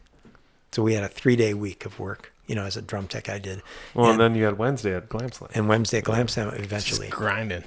And so that's 4 nights a week of hearing and just like it was a lot of music. Right. And then I joined that. So they got done with soundcheck, and Miles Davis wanted to meet Michael. And Prince introduced those two. I believe Michael can fact check me, maybe not on the fly. He's not listening, but anyway, Miles Davis said to Michael, "Hey man, how you make those drums so fucking loud? How you make them so loud, man?" And Michael was really, Miles is a hero. He's like, "Oh man, I'm just doing my thing." Whatever he said to him, sort of. I mean, it's Miles Davis asking you how to make him so loud. I'm just hitting it. I'm just hitting the snare. I remember another night where George Clinton was backstage in the exact same area. I was talking with Michael, and Michael was like, "Man, you're going to do that song in B flat," or something like, you're going to do it in B flat like you rehearsed it, or something like that. And George Clinton's like, "What? You know the key?" And Michael's like, "Yeah, I got perfect pitch." And I saw this beautiful childlike laugh from George Clinton. He laughed like a little kid. A drummer with perfect pitch. Ain't that a motherfucking bitch? Drummer with perfect pitch. There were a lot of moments like that. And being around Prince, I think, created a bunch of moments. You saw how much he was revered by people. And it was sort of lost on me a little bit because he was just sort of a colleague. We were working together to get a goal done. It's clear to me now. It takes time for perspective to set in. And I wasn't happy with him when I left him. Yeah. And I was upset and I needed to be paid. And I eventually got paid from the bank. And then time went on, and then I sort of went through grieving, months and months later. And then ultimately end up where I probably should be, which is totally reverential to my time there, and regarded him as being a total natural. He was 100% natural at music. It was like, I might be repeating myself, but any wife or woman in his life was only a mistress. Because music. Yes. Music was the number one. For sure. Which makes sense. Whether it was listening to Dustin DJ or him playing a show, it was music, and he wanted to be enveloped in music, and he didn't want too much woofers, as he would call them. And he had his preferences, and he didn't always know how to say it. And too much woofer. And I could go, okay, he means this, and sort of turn his descriptions into moves on the soundboard that made it better. And you were able to help him manage that. Yeah. I was just looking my Facebook feed the other day, just had a deal with Lenny Kravitz out at Paisley Park in 1993. And you got Sonny Thompson singing songs, and you got Lenny Kravitz just jamming. Mm-hmm. Any recollection of that? Almost none. I was for sure there. You were for sure there. I mean, It was like Kirk's like right in the front of the deal. And it's like, it's like a 2.5 minute clip. And I'm thinking to myself, this shit happened. That's how I look at it. Like this is like crazy. This happened. Yeah, I vaguely, I recall that, of course, but it's vague and it's 20 well, 30. Jeez, 30. It's like 32 more. Yeah, it's a long time ago. But the one I missed, I think, the one I wasn't there for was Steve Vai. Oh, yeah. Yeah, I didn't see that either. That's Steve and Michael and Sonny. So Steve Vai, and then we're going to hit pause for a minute. So Steve Vai, what's crazy is we were there in 95, and Steve Vai played the State Theater, I think, give or take. And Prince had opened up Love for One Another, put in my quotations, put an ad in the city pages, and it was just like Tuesday, Paisley Park, nothing going on except 6 people, because like that's what it was, right? And this was right when Dustin and I started going out there, and Steve Vai had played the show, and he came out and like was literally just sitting in the entrance to go into Paisley Park, and there's like literally half a dozen people that are out there. And Steve Vai's got his cool glasses on. He's there? He's there. And Aaron Leapins is kicking my ass out. Like that is what I remember of the entire show. Yeah. This is over. And from what I understand, like Steve Vai actually didn't play with Prince. He played with Sonny and Correct. the NPG. I saw a video of it years ago. Somebody videotaped it because it was on video. Yeah. And from what I hear, and we'd have to talk to Michael about this, and we should. The sound that Steve Vai played was very similar to Rock and Roll's Alive and Lives in Minneapolis. Like that's supposedly like the guitar on Rock and Roll's Alive and Lives in Minneapolis, very similar to like the Steve Vai vibe, and essentially. A couple months after the whole Steve Vai performance and then playing together, like Prince releases that song, KDWB, etc., all within like this window. Yeah. But that Rock and Roll is Live was a direct response to Lenny Kravitz. Yeah, Rock and Roll is Dead. Yeah. So pull it full circle to all things Lenny Kravitz. And all things competition. And all there you things competition. See, that's good. That's really good. What did he say about bringing sexy back? Yeah. What did Prince say? He said something like what did he say? I already brought it, or it never left. Or something never like left. that. Yeah, so classic. And then Justin comes out there and does his gig, and you did that gig, right? Yeah, with the Revolution out at the Super Bowl. I didn't enjoy being there. Why not? That was the first. No, maybe I was there once before that. I think I've done two shows there. It's a different feel when he's not there. Oh yeah. Smells different too. Yeah, it doesn't smell like it does in here. Thankfully, you guys. No, it smells like Paisley Park, right? It smells like Paisley Park. Yeah, Garden of Eden. Close your eyes. We're gonna hit pause for a minute, and then we're gonna come back with Scottie Baldwin. There's a YouTube channel called Charisma on Command. I'm writing that shit down. And the guy just look up Charisma on Command Hot Ones, and he'll talk about the host of the show Hot Ones. Yeah, I've never seen the wing eating show. thing. Yeah, I forgot. I don't even know the guy's name, but he. If you look up Charisma on Command Hot Ones, it'll say how to get anybody to tell you anything or whatever. It's about that guy, and he has the best questions of any interviewer, and he does super deep research, and he knows how to ask questions. And all of his guests go, "That's a really good question," because it's not just. What was it like being a DJ for Prince? Because that's what most people do because they don't do any research. But this guy, they're eating wings, he's asking them, and then they're sort of in a broken down state because they're doing something weird, and then it's the story. And it becomes conversation. Yeah, and it becomes this thing where, and this guy asks great questions. I don't even know his name, but it's pretty cool. But watching that little segment on the guy who has the show. The Charisma on Command is actually a really good YouTube channel. What were you reaching for, Mark? Yeah. So we're back. Light another incident. Just want this place to smell like Paisley Park. What are you burning, Dustin? Oh, I got Havoc Machine. What did you get? West Coast? Oh, did I give you the wrong one? Here, we can trade it. No, I don't mind. Oh, no, I like creating havoc. Havoc. Talking beer choices. Where'd you get the beer from, Dustin? Surly. Shout out Ben Quam. Shout out to Ben Quam. Show sponsor Surly. It would be nice to be sponsored by Surly. Yeah, I mean, Ben, where are we at? Well, they got me June 9th playing outside of Surly, all Prince. Hang out. Yeah, so Dustin's doing it. He did the beer gigs last week, right? Wait, where is Surly again? Minneapolis, right by kind of by the Minnesota. Yeah, I live 8 blocks from there. I will be there. When is it? June 9th, Thursday, happy hour. Yeah, we should all hang out at Surly. It'd be fun. I can stagger home, just not get hit on University. I can make it across there. Uber. I can make it anywhere. Uber. So we're back at it, talking all things Prince. It's fun. Dustin, you having fun? Always. Scotty, you having fun? I'm having a good time. A good time. And now we're going to all have beer burps. Yeah, it's fine. It's fine. So, I was listening to an interview. This is kind of stepping back, step forward, and get your perspective on all things Prince's influence on the musicians around him, right? So Jimmy Jam was doing interviews in, let's call it 16 sometime, and it was the Red Bull interview, so these are on YouTube, right? And essentially, like, Jimmy Jam is talking about rehearsals with Prince.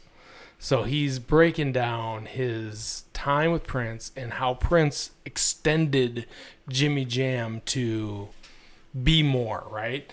So essentially, I'm just going to read some of the verbatim stuff from this interview and get kind of your perspective on it. And what I'm looking for is, like, how did you see Prince do this when you were kind of working with him?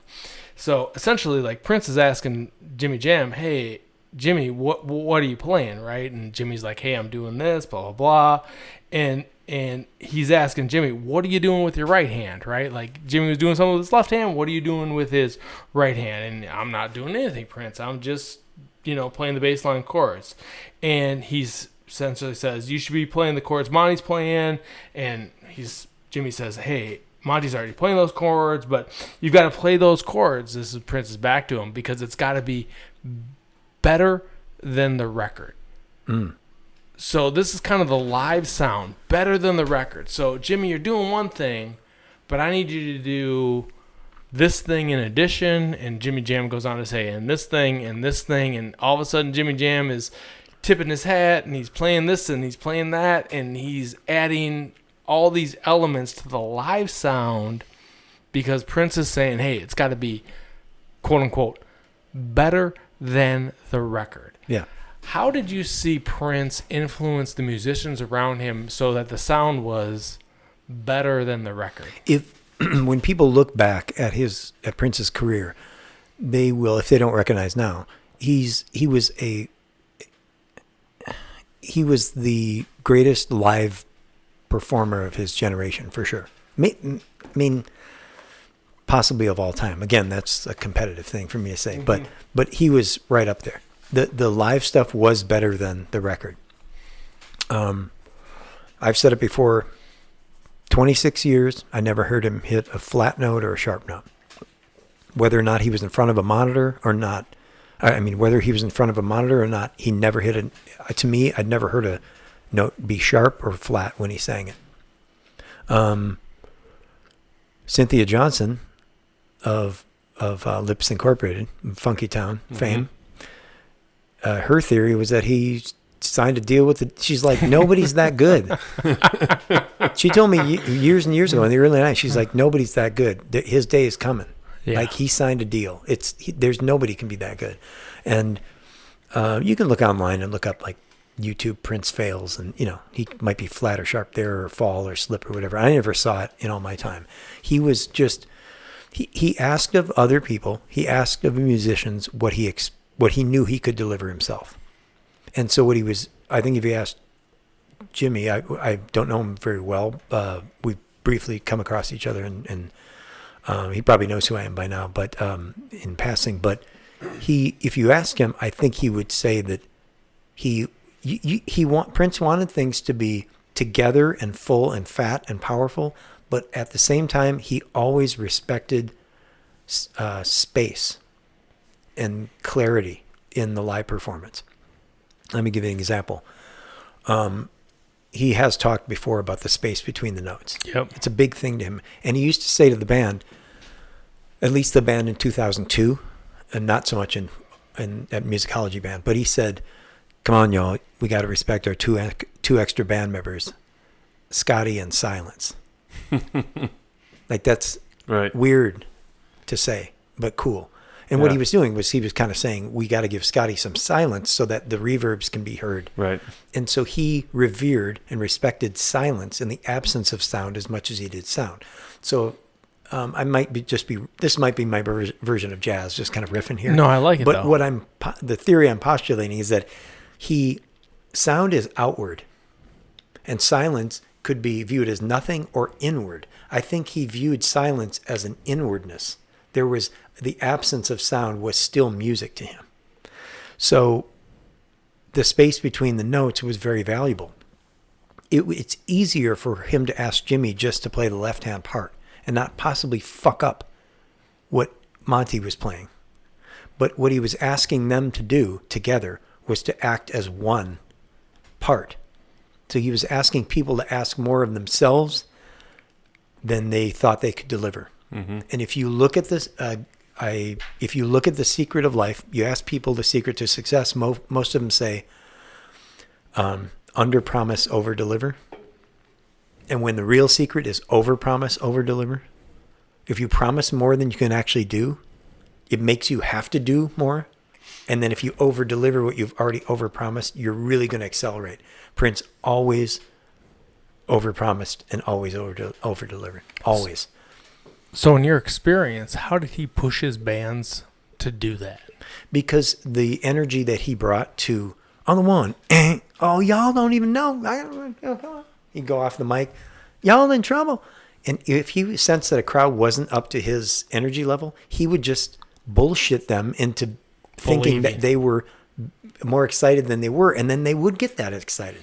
Yeah, they get into it. So y'all don't even know. So talk to me about all things rehearsal at Paisley Park, right? Like, I mean, you're doing rehearsal, you're getting ready for whatever tour, Act One Night Alone. Like, how does Prince bring it in the rehearsal? You're in the sound stage, he's got the band there, he's got the set list.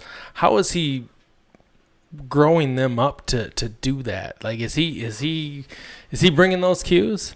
Hey, I don't hear you. I don't like. Is he? Hey, Seattle. What I noticed about him and what I've tried to emulate that he did was that he was always in show mode. Dustin might even correct me if I'm wrong, but he was always playing like it was a show. Right. I mean, he wouldn't maybe do the dance moves fully, right. But he was always playing as if we were playing that's what that's what I was going to ask you too, because I've seen, a good amount of rehearsals, but definitely not as much as you. But I remember like being in a band and being like, all right, we got to work on this part or figure this out, or, but with him, I've never seen that. It's always like he knew his parts, he knew what he was going to do.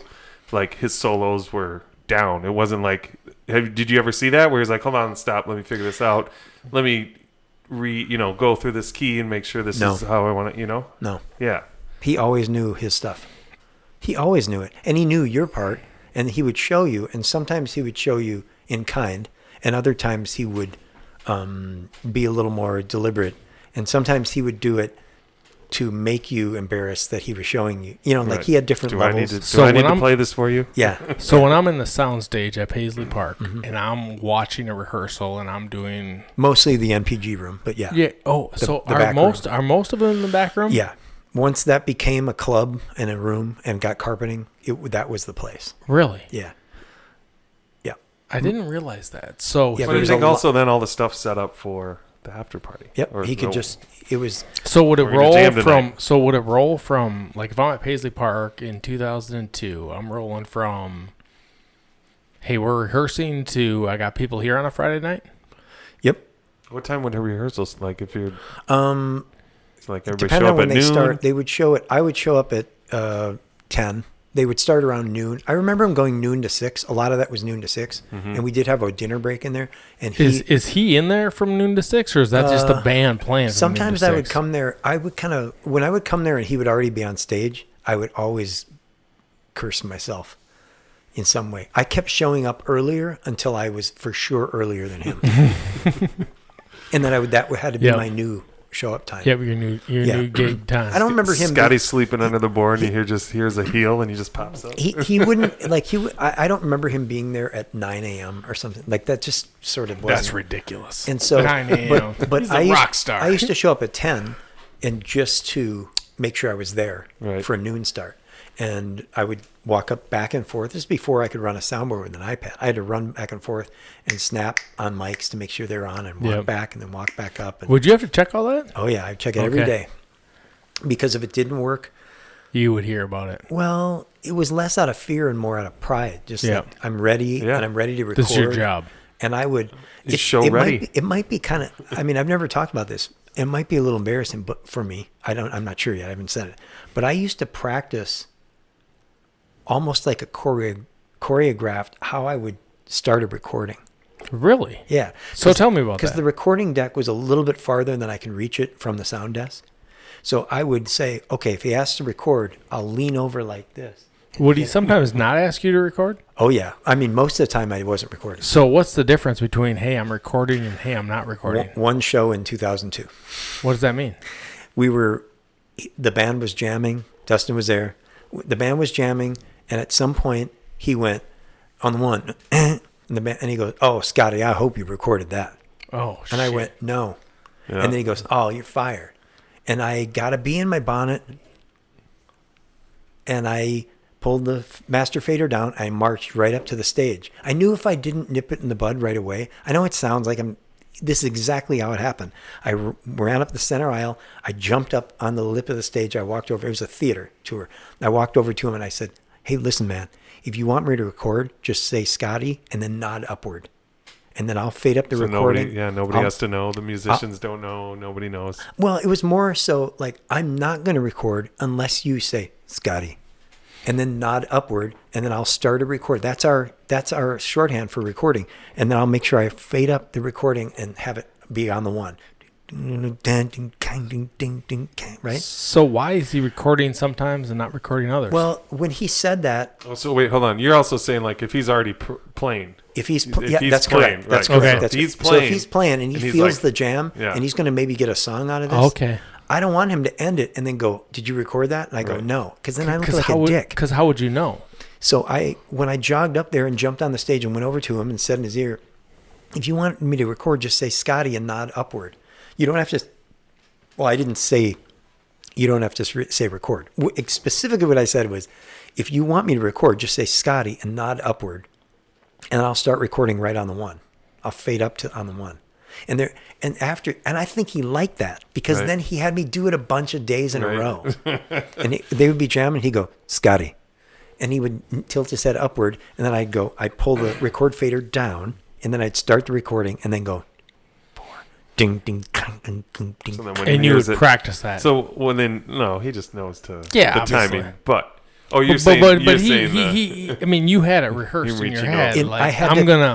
That's right. Like this is the body movement. This is the physicality of what I need to do to deliver for this man. To make it end and start on a one and on a beat, because Dustin knows better than I do. He wanted it to be sexy no matter what and cool. You never just like he never. So when he plays that back, he listens to it and the music goes right into the one. Because versus just hitting record and the volume's up and it just starts wherever. Because if you're not timed right, then it's not sexy. Everything he did, it had to be like, he didn't describe to me this way, but it had to be cool. It had to be sexy, and it had to be like on the one and then end on the one. That's why as a band leader, he was the best, because he'd be going doon doon doon doon doon doon on the one. All right, on the chorus, we're gonna. It was always like sounded complete and full. Right. And the reason he did that is because he didn't like to hear things that weren't musical. He didn't just like let it fall apart like a train wreck. Right. He would just go on the one. Was it controlling? Sure. But it was he was being very intentional on making it musical. He said all rehearsals should be musical. Everything should be musical. And he once told me at SIR, or I think it was SIR in LA, man, he plugged in his guitar. What's SIR? Studio instrument rentals. It's a rehearsal place in LA. Just so people know, we're just in rehearsal mode, like a Paisley Park in LA you rent. Yep. So he was rehearsing in Los Angeles, and he had to plug in his own guitar, and it was on already. And he went, and he shook his head and looked down, and he went on the mic and he said, "The first guitar tech that can make me never hear that sound again, I'll give him $1 million." Because it was not cool to hear that. Like, it's like, I think it's like a B flat. You know, it's just noise. Yeah, noise. And then everybody, if you're in the audience and that's happening during the show, everybody knows something's gone. Like, they look over, it takes your attention away from. And that was in rehearsal with nobody except the band in the room. He just didn't want anything not musical to be in his mind and in his hearing. And that's cool. And I've learned from that. And I learned a lot from him. And so what'd you learn? That you just be cool and be musical about everything you do. So when I'm in my career, I've worked with a lot of musical directors that are in charge of setting up the music for musicians, for solo artists and bands. Like literally, maybe 100, probably 80 or 100 musical directors. And they all have their own style. But one thing none of them do, and none of them ever have, was go on the one, and then go, "All right, y'all, when we come back for the chorus, we need to da-da-da, 2, 3, boom, bang." Well, and plus it's also rehearsing your band. Like when I call on the one, we're on the one. Where do you think he got that from, that vibe? James Brown. Really? Yeah. Why? Why? I don't. James Brown. He's cool. No, I mean James Brown is cool. He's cool. He's cool, and he's sexy. And and that's too like going back to talking about him like not challenging like Stevie Wonder and Miles Davis. Like those are the people that he grew up listening to. You know, helped shape him. So what happened to that sound or that vibe? It's not even a sound, right? Like I'm just like I guess I'm trying to contrast. Like why is Prince unique in that respect, right? Well, you the question you asked earlier was about live. Like he didn't really have a peer. He tried to create a peer and a greater than, so he could challenge it and come out on top. But he really had, other than the time, which he created and basically was, he was peerless. He didn't have a peer. So he tried creating a peer and a superior, and he couldn't. So then he became his own competition. And then that didn't work out so well for him because he, like I said, and I never got around to saying 2002, he worked really hard. 2004, he did not have the same work ethic. Really? Nope. What was he doing? He was responding to that book. He was, he knew other people would take the, I challenged him on the song When Doves Cry. I look at it as a mistake. It's not I'm not looking for a badge of, it was a mistake. I made a mistake. And he was letting John get away with playing the clap in the wrong part of the song. So you're talking about musicology, him performing When Doves Cry. That's correct. Musicology, when John performed Doves Cry, we were in rehearsals. And John, it's like, do, do, do, do, do, do, do, do, like John was playing it. And then it happened in the loop later. And right away I was like, no, that's not right. Like, that's not at all the right spot because I can hear it happen later in the loop or whatever. Or vice versa. Like the loop happened first than John. But either way, John was playing it like loud and wrong. So I queued it up for John.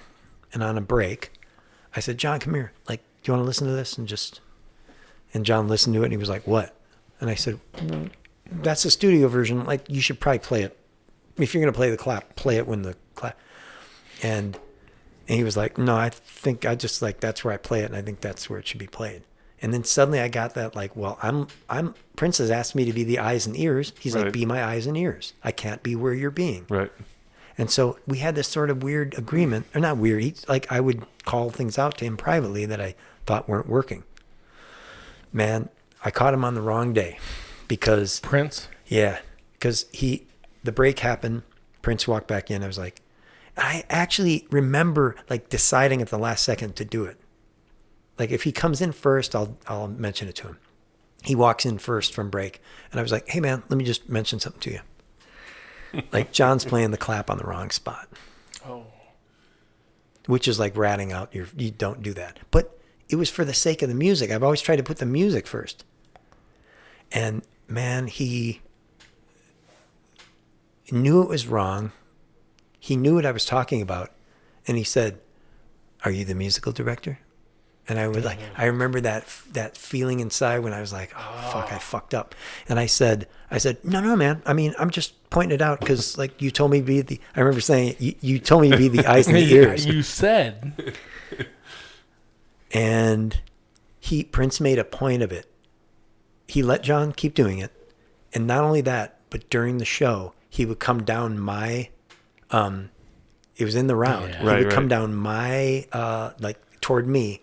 And he would like do an accent hat grab or something on the wrong. So it'd go, and like so he was like, "Let me make this cool." Yep. And let me rub this in and look right at me when he would do this move, like he was saying, "Fuck you." So what happened is, what do you think that was? I know what it is. It was the same thing as I mentioned when I talked about that person that neither one of us had met in Atlanta who was excited about the show, and you shouldn't do that to her, and neither will I. I mean, I won't do that to her, and neither should you. I suddenly, in that moment, was closer to his fans than he was. Yeah, let's talk about that. Like, what? So, I mean, I am a fan, right? Yeah. Like, I started going to see Prince, 95. I just, like, Paisley Park junkie. Like, all of a sudden, like, I'm into something that, shit, I don't even know. Like, you talk about musical grades and tones and all that stuff, right? I'm not trying to call myself out here, but, like, I don't know about any of that. I mean, I just know, like, hey, like, something's cool is happening here, and that's, like, what I'm into. How do you think Prince viewed his fans? Like, what was his take on the fan community and the various levels of the fan community? He loved the fans. He was there for them, and he was into trying to cut out anyone between him and the fans. He didn't like record company executives. Well, I mean, that's pretty well documented. He didn't want anybody. He didn't like engineers, and he didn't like technicians, and he wanted everyone to get out of the way between what he created and the people that he was trying to affect. It's me. Here's the music, and it's right to you. Right to you. And I was at least like, I don't know if I was smart enough at first, but I understood after a certain point, if I'm transparent, not hiding and transparent, not like invisible. If I do what I'm supposed to do, the fans won't notice me. If I do great sound, they'll just go, "Oh my God, it sounded amazing." He put fans first, as evidenced by the NPG Music Club and them getting first access. And he knew that putting his biggest fans in the front, 10, 12, 15 rows, other fans had to look through them to see Prince, and they were going so crazy that then it like trickled backwards. Yeah. Like that's really genius. Did he talk to you about the fans? Was he like, "Oh hey, yeah, these like there's my fans, and then there's my fans." Especially in 02 and 04, he was acutely aware of what the fans were, what they wanted. And then in the reason I think he respected the position I was in, I won't say me specifically, but the position I was in is that I was in the crowd, so I was a fan. Yeah. And then if I wanted to hear a certain, like, if you're listening to DMSR, and there's a little bass lick in the beginning of DMSR, and I know Dustin knows it. Boom, doom, tick. Like, it's just a little bass pull off. And if I can't hear that in the song, and I'm a fan, and I know it's there, and like, oh, nobody plays it, then you're going to go, oh, it's not authentic, or something's wrong. So, like, I would say to Rhonda, like, hey, there's a little bass thing. And she would listen and go, "I got that, Scottie. Nope, thanks for pointing that out, brother." And I go, "Cool." And she'd go, bang, doom, dick. And then it became more authentic. Right. And so what I want to say is I never felt that my position was more important than the music. And that when he, what trickled down from him was he respected people who put something other than their paycheck in front of them. Okay. And I remember him saying specifically to one guitar tech in 1993 or something, who was leaving. It was like his last day. And he said, I heard him say off mic, the guy got a stiff upper lip and gave him his guitar for the last time or whatever. And he goes, a thanks would be nice once in a while. And off mic, Prince said, bitch, your check is your thanks. Oh, shit. And I remember, that was when I filed away, like, okay, this guy's just paying you and that's the thanks you get. But I know it wasn't that. There was a deeper thing. And his fans were like really super important to him. And then if we worked with him for a long time, if we sort of got on board with that and appropriated, or in some cases reappropriated the things that we felt were important and then put them forward, then we didn't care so much about the after show money. We cared about the after show. Yep. We didn't care about the tour money. We cared about the tour. Right. And I got in trouble on some interview a few years ago saying that I was putting up a stink about how much I was paid on the last shows before I left him. That's not what it was about. In context, it was about saying I would reward people who did what I did for that long by paying them whatever they wanted, right. Basically. Because the thing that we put forward, Dustin for sure, because he was there way later than I was on a lot of shows. And then some nights, like, Dustin would be called and we wouldn't. I wouldn't have to run sound. It was just a gig. Right? Yeah, and he would be like DJing till whatever time for 5 people, and a Prince and a person, and a Prince and a woman, or whatever. And he's like spinning, and you had to like be all on board. And a lot of those nights. and so with me, the knock on me is that I had a diverse enough range of artists with whom I was working that I could leave and do something else. Like not a lot of people that worked with Prince, when their life is over and someone is reading their not their obit, their, what do you call it when you read at someone's funeral? Eulogy. Your eulogy. Prince's name will be in their eulogy. This person worked with Prince from these years and did this. I told my wife, don't even mention any of the artists that I've worked with. Yeah. Don't even mention that I was a sound guy. I don't care. It doesn't matter. None of that matters. And by the same token, none of it does caring about when the clap is and when Dove's Cry matter. Well, it's got to matter to somebody. Yeah. Susie. In row X. Row X. Yeah. I mean, I guess this kind of coming back to the fans themselves and conversations with Prince around the fans. Mm-hmm. Like, was this conversational? Hey, this is what your fans want. Here's your fans. Here's Susie in row X. Like, is he dialoguing with you on that? Or is it more... Well, the only thing he really said, he said he wants to remove everybody between he and the fans. And I remember saying, I remember telling him a story about Sting. I said, Sting said something really cool once. He was going into, or at least what I told Prince. I don't know if it's the true part of the story, but I said, like, Sting heard somebody, I think they were a window washer. That's the part I'm not 100%. But he heard somebody like whistling or singing Every Breath You Take. And he went, whoa. Here I am. I'm walking into a building and there's somebody like whistling or singing Every Breath You Take. And that's a huge journey between between Sting's mind and that person's mind. Right. Think of all the people that are in between that. Producers and record execs and recording engineers and labels and radio stations. And for that guy to be humming or whistling a tune that Sting wrote and he's right next to him. And Prince was ultimately interested in getting rid of those people. Less. More direct. He wanted me to... There was a period where he was trying to record guitar once. It was when I brought Dave Hampton in to work with Prince. Prince wanted to spruce up Paisley Park, and he asked my recommendation of a studio builder, and I recommended Dave Hampton.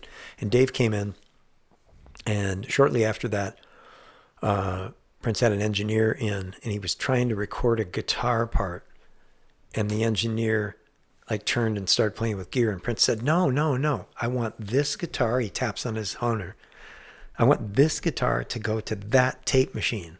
Can you plug this guitar into that tape machine without going through all that stuff? And the guy's like, well, normally we, and Prince looks at me. I was like, I'm just a guy. Yeah. So the same thing he wanted to do with his Signal, which is plugged directly into a sound, into a tape machine, he wanted to do to his fans. He really revered his fans. He cared a lot about what they thought. And he wanted to get rid of people that were an ancillary part of the noise. How do you know that? How do you know that? Like, as far as him and his relationship with his fans. I mean, I hear you, like, and I believe you, but how do you know he's trying to get rid of that noise? At least you can believe that I believe it. No, I believe that. It was through I'm his, just trying to like his get actions. a sense of it. Think about it. If he didn't want to hear a guitar being plugged in, that's a good indicator that he wanted to play and hear the end result and not have all the non-musical stuff in the middle. And he looked at people in the industry, looking back at the body of his work and the body of his image out in the world. Like, he wanted to cut everyone out that wasn't part of the musical process. Do you remember the first time you saw him with... That could be, if that's Prince... don't answer that shit. That's Dudley D shit. I got mine. I silenced mine. I don't know what's going on. You can go back. It's a FaceTime. Do you remember when he came out with "Slave" on his face? What was that like? Because you were likely doing all things drums for Michael B at the time. Probably. Or were you gone? Or I don't know. When did he do that? 93, 94? Yeah. And what was that like? Were you like, oh my God, this dude's got a slave on his face? Well, or he signed the big deal. He signed a big deal with Warner's, I think, like $100 million. I don't know the stipulation, but he had to sell like a certain amount of albums to make sure he got the money. And it was like really, I think it might have been a poor choice. I don't think he maybe thought that through. Well, he told me one time that the reason why he signed that, and this might be out too on the web, but was to get Paisley Park. Like, that's what he wanted, that he needed that chunk of money because to get the facility, because he thought, what do I not have that they have? It's the recording studio. Like, I don't have that. That's what the record labels have. I need to go to them to record. But if I can have my own space, now I can, Well, he had already built Paisley when he signed that deal. Was it? Yeah, it was like 93 or 92 or 93 that he signed that big deal. Yeah. I remember he left for the week. He left on I'm pretty sure Michael Bland has a incredible memory. He'd remember this. Prince left for a weekend. Like, something tells me like he wasn't there Friday at rehearsal or something like that. And I was like, oh, this is weird. Then when he did come back, he was happy as a fucking clam. Really? Yep. He was like super jovial and outgoing, and I didn't know what happened, but apparently that's when he signed the deal. It's like, ooh, I got it. Here we go. I just made this cash. Yep. It's a lot of money. It's a lot of money. And then it's what? A lot of money. Then the slave came. Maybe when he realized that I don't know. I don't know that. Yeah. But at some point, do you recall at all like that movement from, hey, I'm happy, I got this deal, to I'd be interested to know when he did write that on his face, because I don't remember like him being. Well, I was far away. I was behind him. I don't remember him at the time. I don't remember him coming out on the stage and then like having that on him. When did he? 93, 95. Okay. 95 is what the internets are saying for the exact year. Okay, so that makes. I feel like we should know this. That tracks because 94, everybody at home is listening. They're like, "Come on, you guys, it's 95." Well, we can't. It's all a blur. I don't remember him walking past me and having that on his cheek. Okay, so I would have guessed noticed. Post 94. So that tracks. Fair enough. So you weren't there when all of a sudden it was like, no, you don't call him Prince. What the hell just happened? Yeah, no, I wasn't there when. So what happened? What happened? I mean, we don't call him Prince. Let's just talk about all things name change. Yeah, that I don't remember, because once I left in 94, it was like, I think April of 94, I'm guessing here. I think it was in the spring of 94 when Sheila hired me and did her E-Train tour. So when she started, I was gone. And I didn't drum tech another gig with him after that. And actually, all the techs got let go just months after I quit. Really? Yep. What he was up with cleaned that? house. I don't know. He cleaned house. He was always threatening. He said, if I had Japanese techs, this wouldn't happen. Is that why Takumi was around so long? I don't know, but this was 93. Yeah, he used to marvel at the way we were in Budokan once. I don't remember when it was. It must have been 2002. Yeah. We were in Japan together. I have photos of us. But that's way later. Way later, but he did make comments about he was weirdly. It was the only time I saw him at a load-in. What? He was at the load-in. He was sitting on the front of house riser, and I came in. And I went, "Fuck!" He's on the riser. There's my soundboard. Nothing was there. He's just sitting on a chair on the riser at front of house. And so I just walked up there and put a chair and sat down next to him. Like he maybe wanted to talk about something or tell me what he wanted to do or whatever. Maybe he just wanted to see the whole process. It could have been. I mean, because that was like him just being super independent on his own, kind of doing that tour. He watched the Japanese stagehands run. They would run in. They all had helmets on. You have to wear helmets. Yeah. And they would run in with the soundboard, with the gear, and push it up the ramp, and then run back to the truck, and run in and running. And Prince said, and he knew enough to say this: "What do you think the union locals in New York City would think of this?" Yeah, he did. He was comparing and contrasting. Yeah. I said, they'd tell him, slow down. Yeah, because we don't want to move so fast. Speaking of comparing and contrasting, all things Paisley Park, rehearsals, living the Paisley vibe, we're in the sound stage doing rehearsals. Compare and contrast that to Maxwell. Where is Maxwell rehearsing? Where's D'Angelo rehearsing?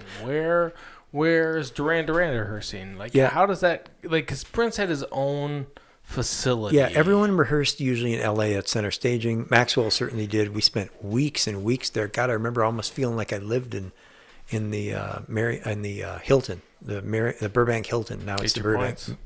Now it's the Burbank Marriott. But we there was a lot of time spent, a lot of time that could have been more efficient. But Maxwell had a great band. He had a super great band, and he worked hard. He used Prince as sort of a blueprint in one form or another about work ethic, yep. And he learned some of that ethic from me. He was able to glean glean what was this like? Are we working hard enough, Scotty? Yeah, and it was cool because Maxwell was super cool about what he would do. He would wait till a break and then come into my room where I had isolated mixing I was doing, and he'd say, "What's up, motherfucker? Is that shit right? Is this shit right? What can we?" And I would say, "Well, that's cool, but on that you could probably go dun, boom, 3 snare pickup, bah, and go." And he's like, "Cool." And then he'd go into rehearsal and go, "Y'all, I just thought of some shit, right? Why don't we just go 2, 3 fucking snare pickup and shit and go right in the fucking groove?" And they go, yeah. Yeah, all right, let's roll, Max. But I was close enough with Daryl Diaz, the BMD. I was like, I told him, and he's like, yeah, I know. I know you. So what was the vibe like, though, compared to Paisley Park? I guess that's the comparison. Everything is slower. Everything is slower. Outside of Paisley? Yeah. Why are things faster at Paisley Park was a furious pace. I always felt like I was almost like doing a show. It almost felt like show ready. Yeah, we were just always ready. Even in the, Dustin was part of this band called Funky Baldheads. Funky Laka. Let's talk about that. It was I don't know what kind of project it was, like a pet project. It was a side project.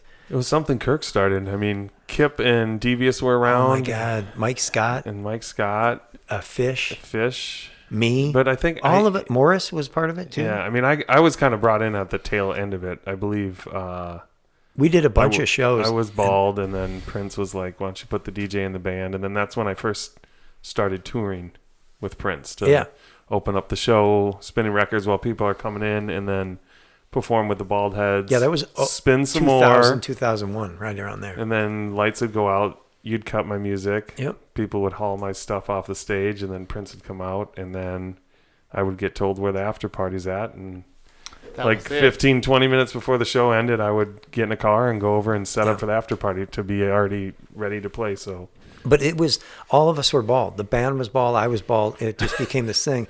And funky like there was one rehearsal in the back room, MPG room.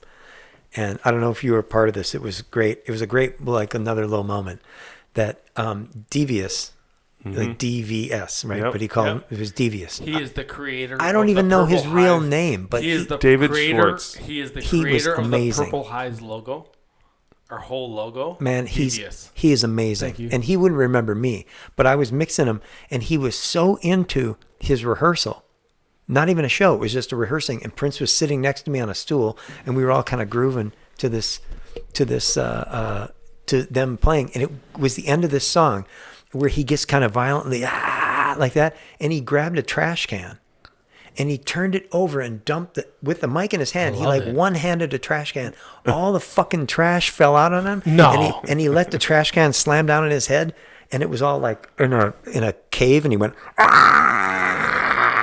and then Prince turned. He goes, #dedication before hashtag, but he just yelled out dedication, and I said, right, like this dude was dedicated to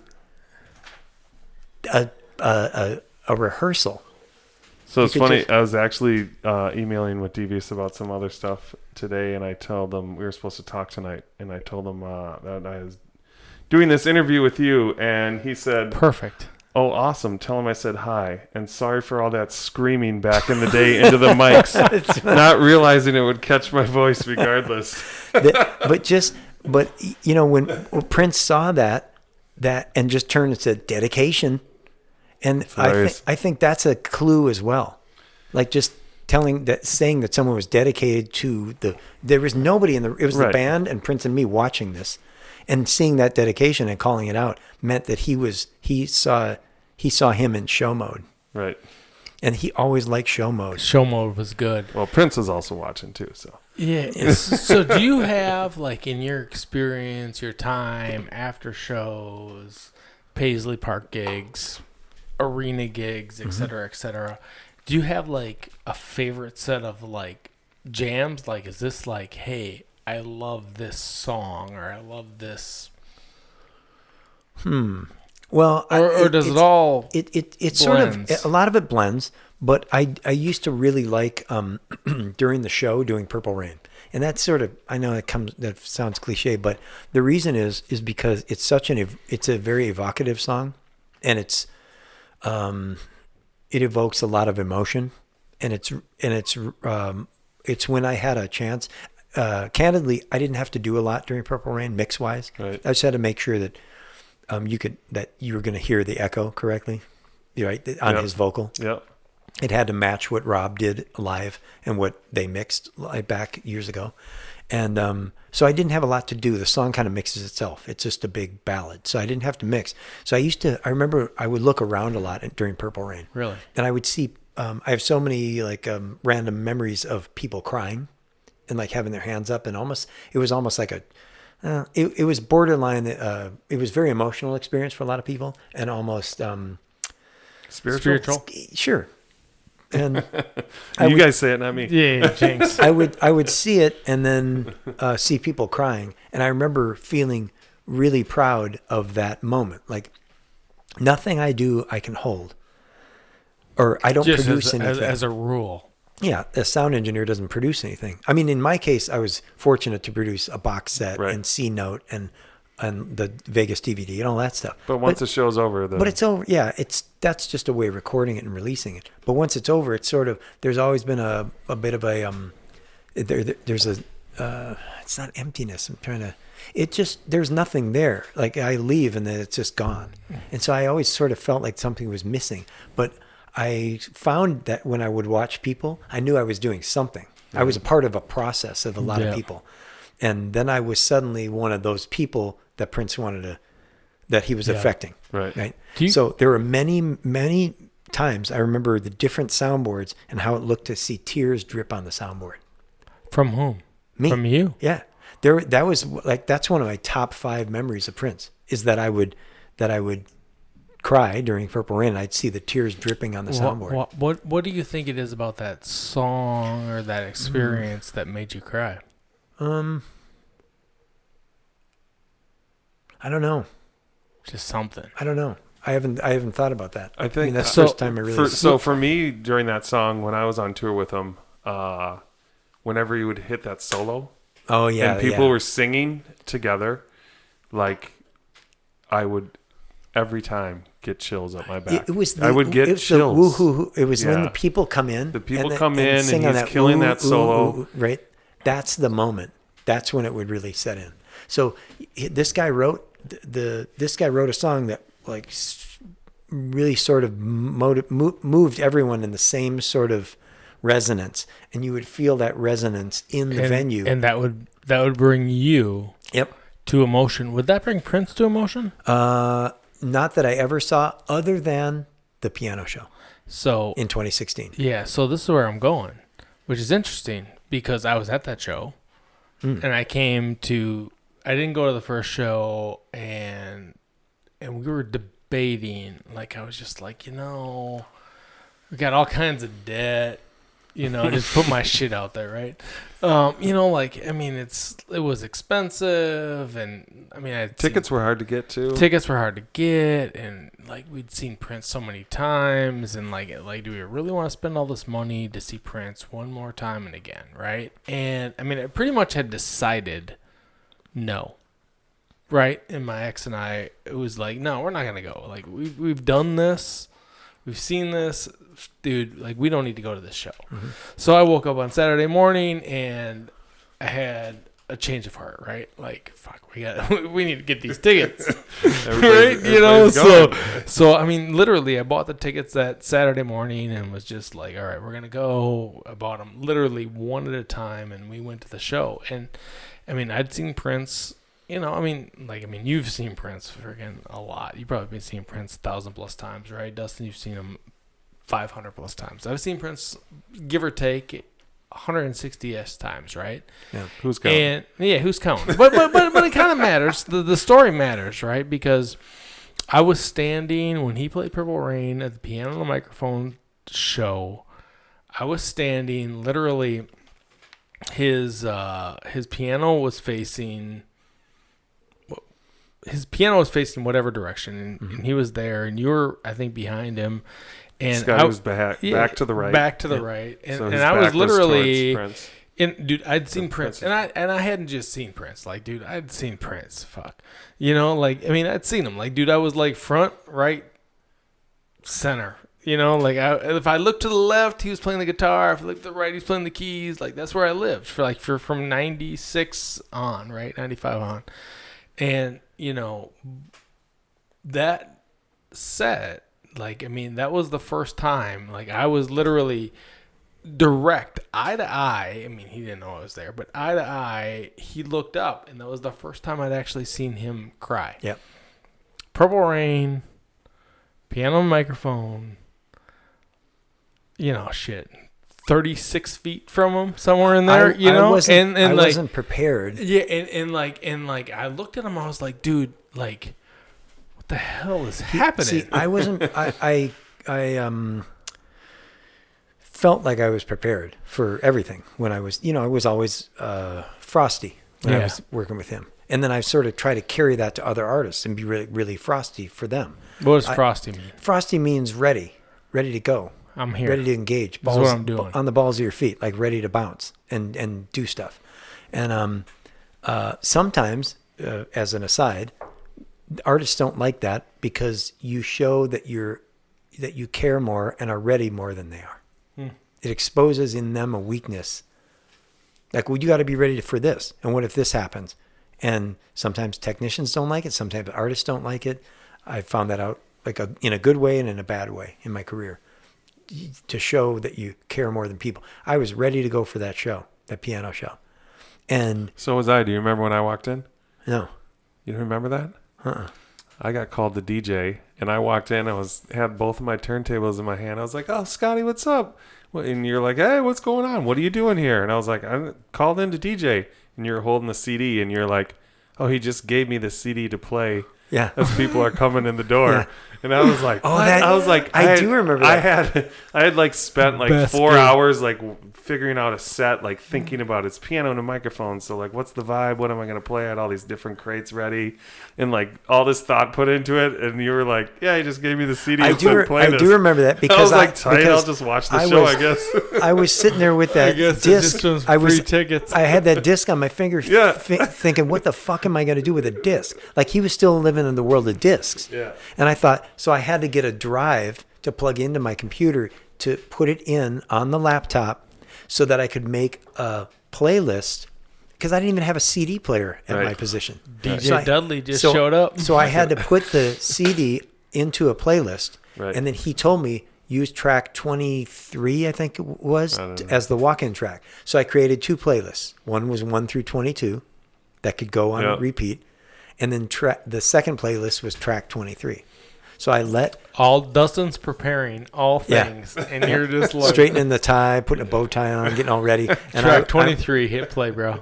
And so when Prince was ready, I faded out and I went to track 23 and played it.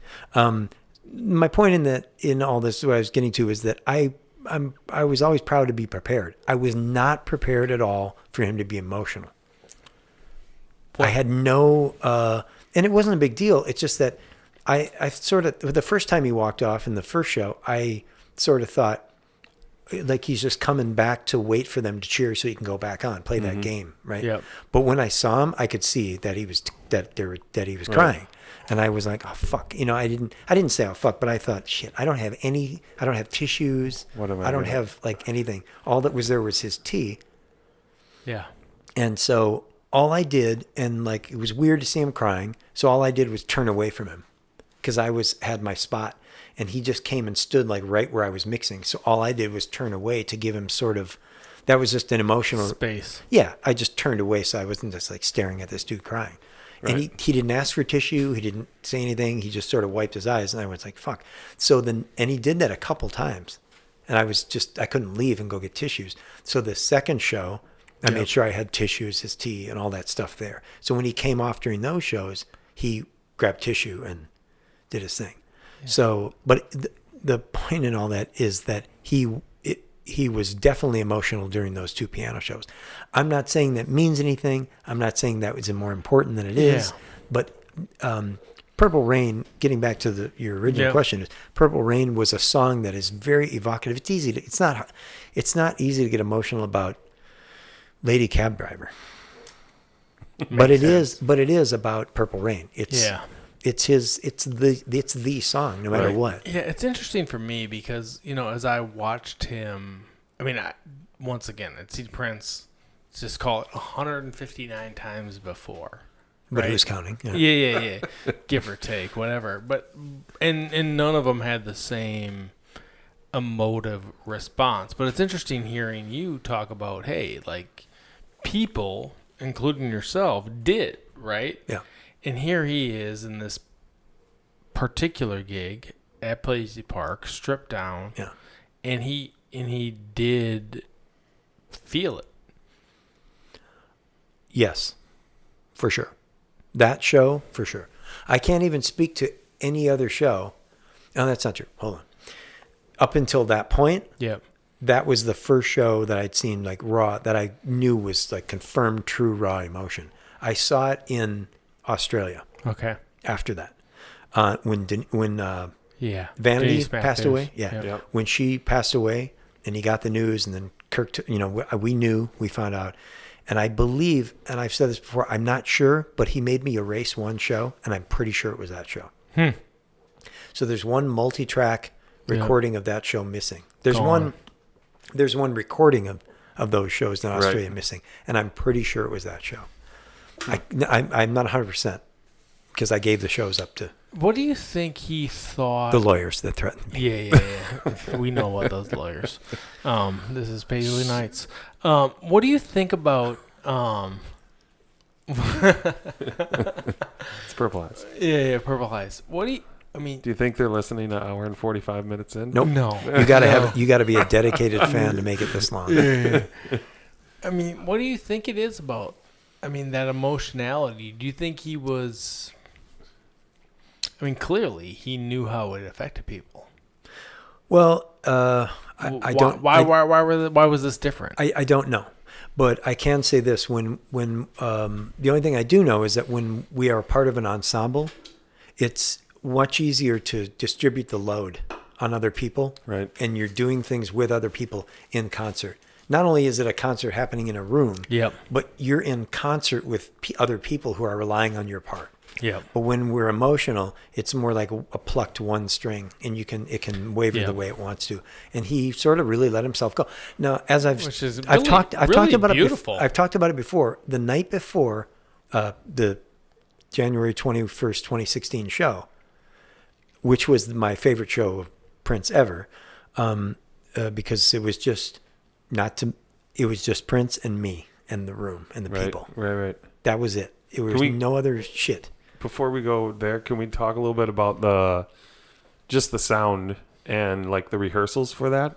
Like, because you had the sound, do you call it surround sound? No, it's really called 4.0. It's just 4 different source points for the sound pointing inward. And Prince and I argued on the 19th, I guess, about it. We argued, and I said, this isn't going to work. It's only good for one point in the room, in the very center. Right. As soon as you move to the right or toward one of the speakers, toward one of the corners, it sounds like it's coming from the corner. Which is kind of funny, thinking also back to what you had to do for musicology with putting this sound in the round. Compare and contrast that. Like, what's musicology compared to? It's Paisley Park the exact on opposite. Okay. So when you're when the sound is coming, when the performers are in the center of a room, and the speakers are in the center of the room pointing out, everybody hears it at the time that they get it, wherever they are in the arena. Right. So it works. Pointing speakers out works. Right. I have a subset to that discussion after I get done with this.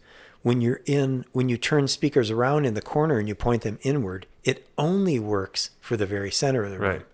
And Prince didn't understand that, and Kirk was not about to challenge Prince on that. Because I don't think Kirk thought it through either. He didn't know or care. Right. He was like, hey, man, he wants the speakers in the corner. And that was Prince's idea? Prince's idea, okay, because...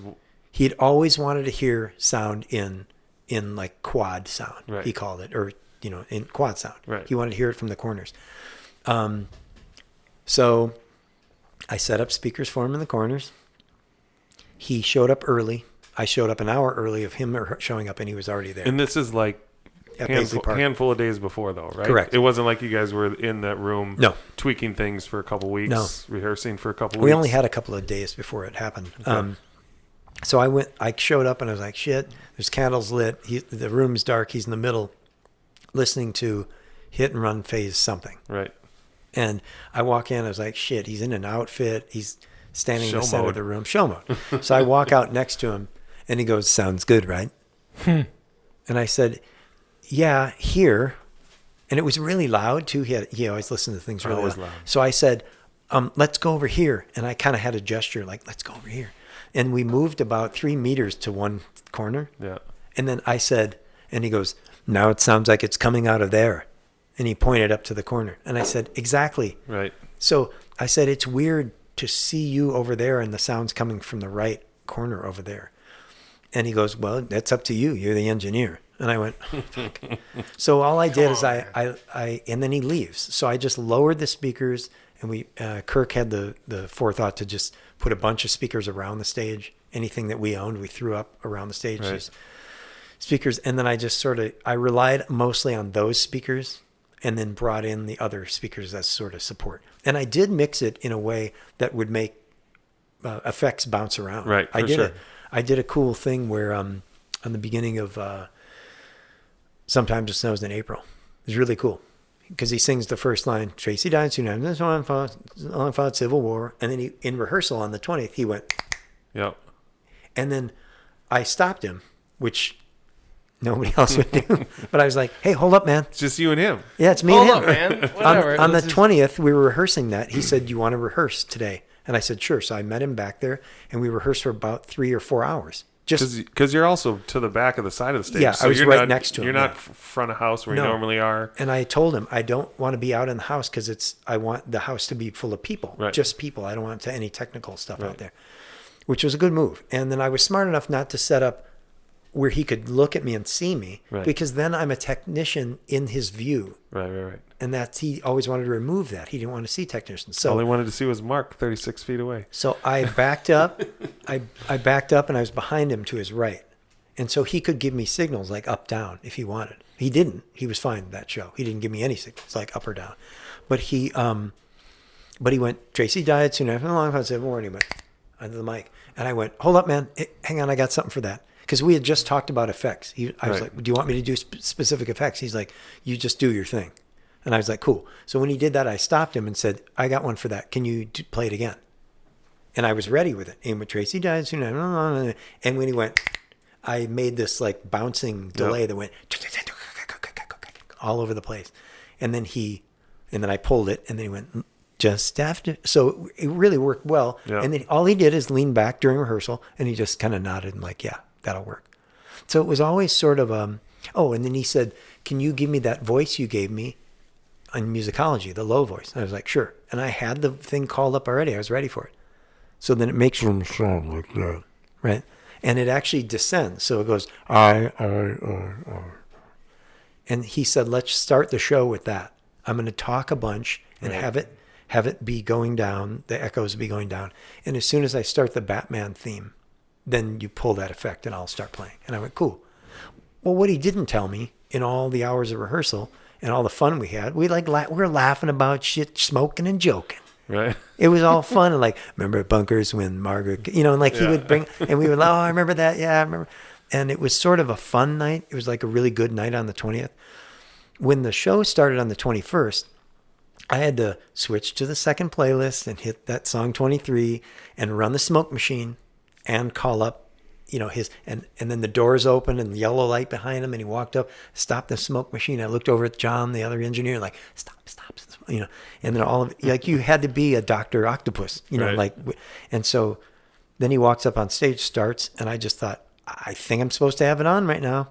And I just had it on, and he went, Paisley, and it just did that echo, and I was like, that worked. And he kept going, blah, blah, blah, blah, blah, blah, and it was just a mess, right? He wanted it to be devolving chaos. And then as soon as he started, he was talking about his dad, and I was like, where's this going? Right. But it still had the echo on. So none of that was in rehearsal. You knew. No, we didn't even so you try. Didn't know like when those effects. I mean, you just had the effect on. He just said start the show with it, and then when I start playing Batman, then turn it off. Yeah. So I didn't deviate from what he told me. I didn't just like guess and go, I don't think it should be on here. I just left it like he instructed, and then he went, when about blah blah blah blah. It just was doing all this stuff, and then when he finally goes blah, blah, blah, Batman, he went ding ding ding ding ding ding ding ding, and he started to play the Batman theme. I sort of faded it out. And then he said, and then my dad, blah, blah, blah. And then he went into this thing. And then 2-3 songs in, I went, oh, this is autobiographical. Like this show is an autobiographical account. Yeah. He never mentioned that the night before. Huh. What do you think he was trying to say in that? I don't think he was trying to say anything. I just think it was a solo performance. I wouldn't read more into it than it was. Was he just rolling? Like he was just in the vibe and I'm doing me. Well, think of it I don't know. But if I reverse engineer it, you can either play like 20 songs or you can try and make a show out of it.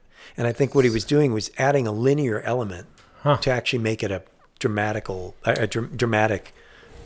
make it an event. Because he is a performer. And it's his first solo performance at Paisley Park. And here I am. And maybe his first solo performance ever. Yeah. Right? I mean, so the guy's walking the tightrope. Yep. And he's just like, I better put a story to this. I better put a story to this. Compelling. And I need to bring the audience into my life. It's why he talked about Lisa when Wendy brought them up. Talked about the performer, David Bowie, who had just passed. And when we were rehearsing the night before, he said, at some point I'm going to talk about David Bowie.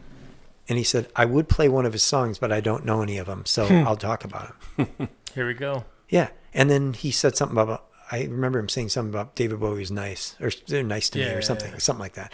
And then he kept going, and then just da-da-da-da-da. And then he mentioned me. And I remember actually at that point, I was sort of leaning over because I was very tired because we had And I just happened to be leaning over, and he goes, does it sound good?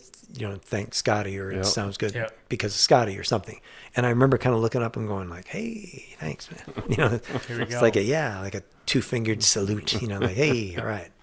But he's walking a tightrope. Yeah. He's essentially in a new element that he can in fact control, because I mean, as you mentioned 12 times over the course of this interview, like he's like at a different echelon, and he's pressing himself, and like this is the arena. Well, do I think he was in high gear? No. No. He wasn't out of control or on the edge of it. He wasn't like a race car driver, like on the edge of setting new. He was well within his confines of him, and he was. But he's doing him at another degree. I don't mean to say he wasn't giving his effort. He was just fully in control. What I witnessed was an artist fully in control of their capacity in their facility, and he was moving from these crazy like one key to the other. And I was thinking, well, that's in B flat, and that's in F sharp. Like, how's he going to get there? Like, other than chromatically walk up, boo, do, do, do, do, do, do, and start a song. I just thought, well, that's going to be an interesting change. And he did it. He didn't do it like a learned musician. He did it with feel. And it was so beautiful. Like, that's why I got in a little trouble when I said I thought he was a better keyboardist than he was a guitar player. And everybody, yeah. But I mean, come on. Like, I mean, people shouldn't criticize you for that statement at all, right? Like, essentially what you are saying is this guy was in his element, and he owned it. And while it may have not pressed him to the limits, like, he pressed it to the limit. Like, he brought something new to the equation. What he was bringing new to the equation was an exposition of himself.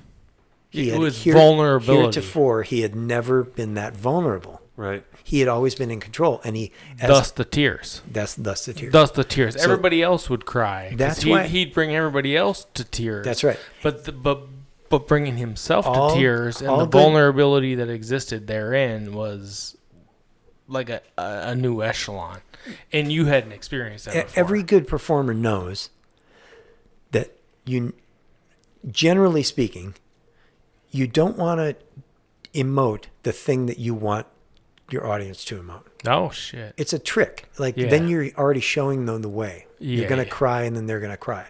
You want to have your performance so strong that people cry. And you're looking at the spotlight going, like that, and they start crying. Otherwise, it's a parlor trick. Well, what do you think about... You're bringing them to that emotion. What do you think about his career in relationship to that? Because, like, I mean, this guy dies in 2016, right? Like, in, like, his career... To your point, like, I don't want to emote more than my audience emotes, yet 4 months before I die, I am going to emote. Are you asking if I think there was anything behind that? I don't know. I'm just asking, like, how does he get there? I think it doesn't matter what I think. It doesn't. Fair. But what I think that's fair. But it's interesting.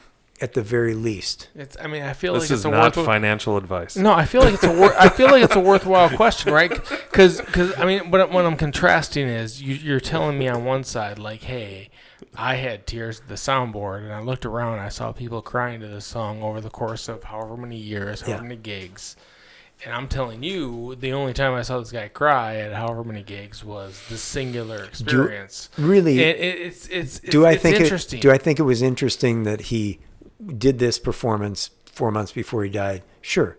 But I don't think it was a sign of anything, and I think you could do all the CSI you wanted to on it, and no one could prove anything either way. It's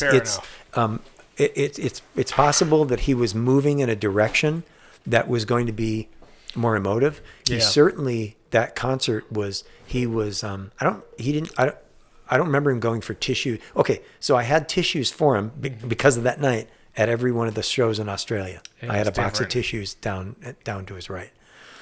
He usually used a cane to come on, and he would lay the cane down, and it was always sort of there, the tissue box. Next to the mic, I had a microphone by his foot, so when he stomped, I could actually put that in the PA so that you got some sense of rhythm. So the vanity thing, the Denise thing, that's maybe coincidental to all that or adjacent to it. But maybe he was going to try and move in a direction that was going to be more emotive and I think too he was also starting to work on the book, the autobiography. You know what I mean? So that's a good point. There's a connection of like I'm gonna try these piano and microphone shows out. Who knows what's gonna happen? Maybe he's gonna do half a piano and a microphone show, once the book comes out, and then the second half of the show is with the band or something. Oh yeah, you know what I mean? I don't know. It's a different point in his career, but yeah, right? it's definitely a different point in his career, more a point of reflection, and that's why I think it'll be super important and it's just my opinion, and it matters as much or as little as anyone else's. But you can release. He's gone. Yeah. So you can release all the stuff you want every day. You can release a song a day until the end of time. And to me, it's not really, doesn't matter much because he'll never walk in and change the temperature of a room anymore. Yeah. But that doesn't mean it's just all for naught. I believe that this piano show on the 21st of January, you can release all the Australian ones or Atlanta. I don't think they multi-tracked Atlanta. Shame on whoever mixed that. But I multi-tracked all the shows in Australia and the Paisley Park show. Someday it's going to be released. And I've already, not in so many words, but I've already been asked to be a part of that when it's released to give my insight into all those things. Right. It'll be a super duper important part of his career, the release of that show, because it was exposing someone who, again, had never up until that point been really emotive in the behind him, the thing. So tell me, about the canon of Prince, right? Like you think about Prince and you listened to him when you were in high school. You lived the Purple Rain era. You saw all things Michael Bland, Act One, Glam Slam, the various stages through his career. The canon of Prince is interesting, right? Like when we start thinking about history and projecting ourselves into 100 years from now, assuming we all make it 100 years from now, like what does Prince's legacy mean, do you think? I think that remains to be seen. I'm not sure what it means. I'd like to think that he's going to live on and his music is important, because I think it is. But why do you think it is? Because he was an artist who challenged our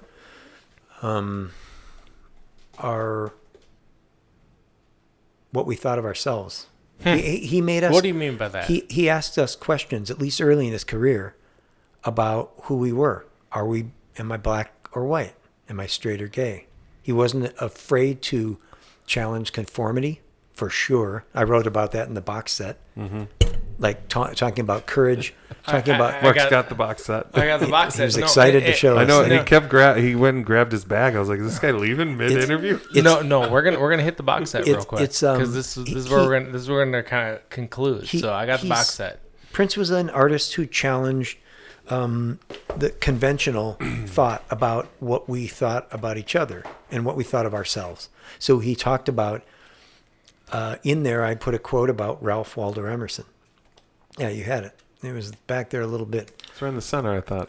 It's one page off the center. I think there it is. I'm flipping pages right here. Well, it was about, it might be later than that, but he did he's so dark in here.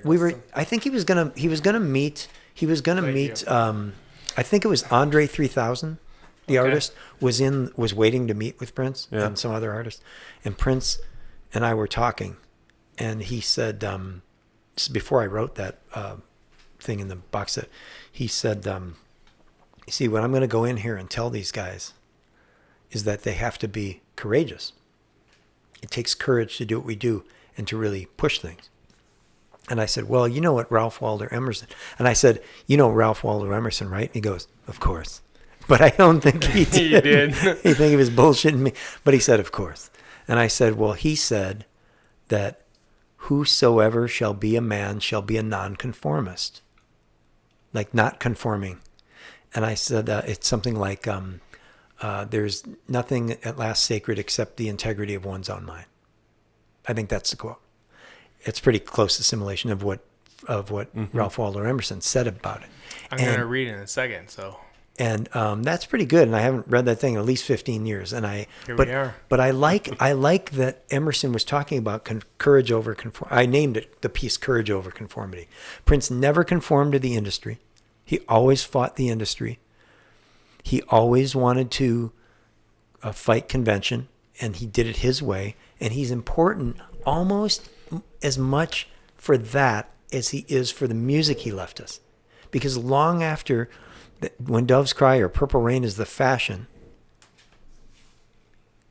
courage will be. Conformity will be. Are you going to fight conformity or are you going to go with it? So his principles, at his core, I think he was an artist not only in search of himself, which is a big one. He always seemed to me to be in search of himself, but he wasn't afraid to ask tough questions of others too. So his canon may be in not his music. Ooh, I'm going to get in trouble now. I can fucking hear it. There you go. It may be in what he was saying. What's important to us. Is the song Baltimore important, or is what he was trying to say in the song important? I think it's what he was trying to say in the song. So, and just using the music to get the message out. Yep. Yeah, so if you read on page whatever of this fantastic book. How many? Let's figure out exactly how many behind the center it is. Yeah, I don't know. We'll figure it out. The staple is nearby. But the it's seriously it's this is right. the center. This is the center. Oh shit! Yeah, he told me Prince is in the center. Prince is in the center. He said I'm gonna put it right in the center. On the phone, he told me he's gonna put it in the center, and then he puts a picture of himself in the center. Right in the center. I'm not gonna blame him. I didn't tell you what it is. It is me. Yeah. So. Courage over conformity. And here's the quote that you wrote from Ralph Waldo Emerson. Courage over conformity. The virtue in most requests in society is conformity. Conformity loves not realities and creators, but names and customs. Whose would be a man must be a nonconformist. Nothing is at last sacred but the integrity of your own mind. Yep. He loved being a nonconformist. And I think when I said that to him, I said a little abbreviated version of that quote. I had to look it up later. Yeah. Right. But I did tell him, kind of tell back to him what he wanted to go in and tell Andre 3000 is you can't be a conformist. And he was against the system from the start. From when he was getting Coca-Cola bottles thrown at him on the Rolling Stones and fucking tomatoes. Like, who brings a tomato to a Rolling Stones show? But you ask the Revolution, they'll tell you the stories, man. It was not pretty. And he challenged conformity from the very beginning. And that might be his legacy. It might not be the material. It might be what he was trying to say. And I'm not talking about Daddy Pop or Te Amo Corazon or some of these bullshit songs. Yeah, you're bringing this at a whole different level. It's about other Here things. We go. Sorry, Dustin. When I left Paisley Park in 1994 to embark upon my own career as a live sound engineer, I took with me the knowledge that would help carry me through working for some of the top acts in pop music. None, though, that have embodied as much courage as Prince, a revolutionary in his life as well as in his art. Prince belongs to what may be vanishing breed. In an age of conformity, he remains a defiant nonconformist. Yep. And do you remember writing that? I do. And I remember the line after that was, he believes in and belongs to himself. And of course... Where was that? That was right after the line you end up. In an age of conformity, he remains a defiant nonconformist. He believes in and belongs to himself. So I get the phone call from Lynn in the morning. I mean, I get I send the email to Lynn. I send that thing to Lynn. And then in the morning, I get the phone call from Prince. And I answer the phone, and he said, "Hey, I read what you wrote, and I liked it.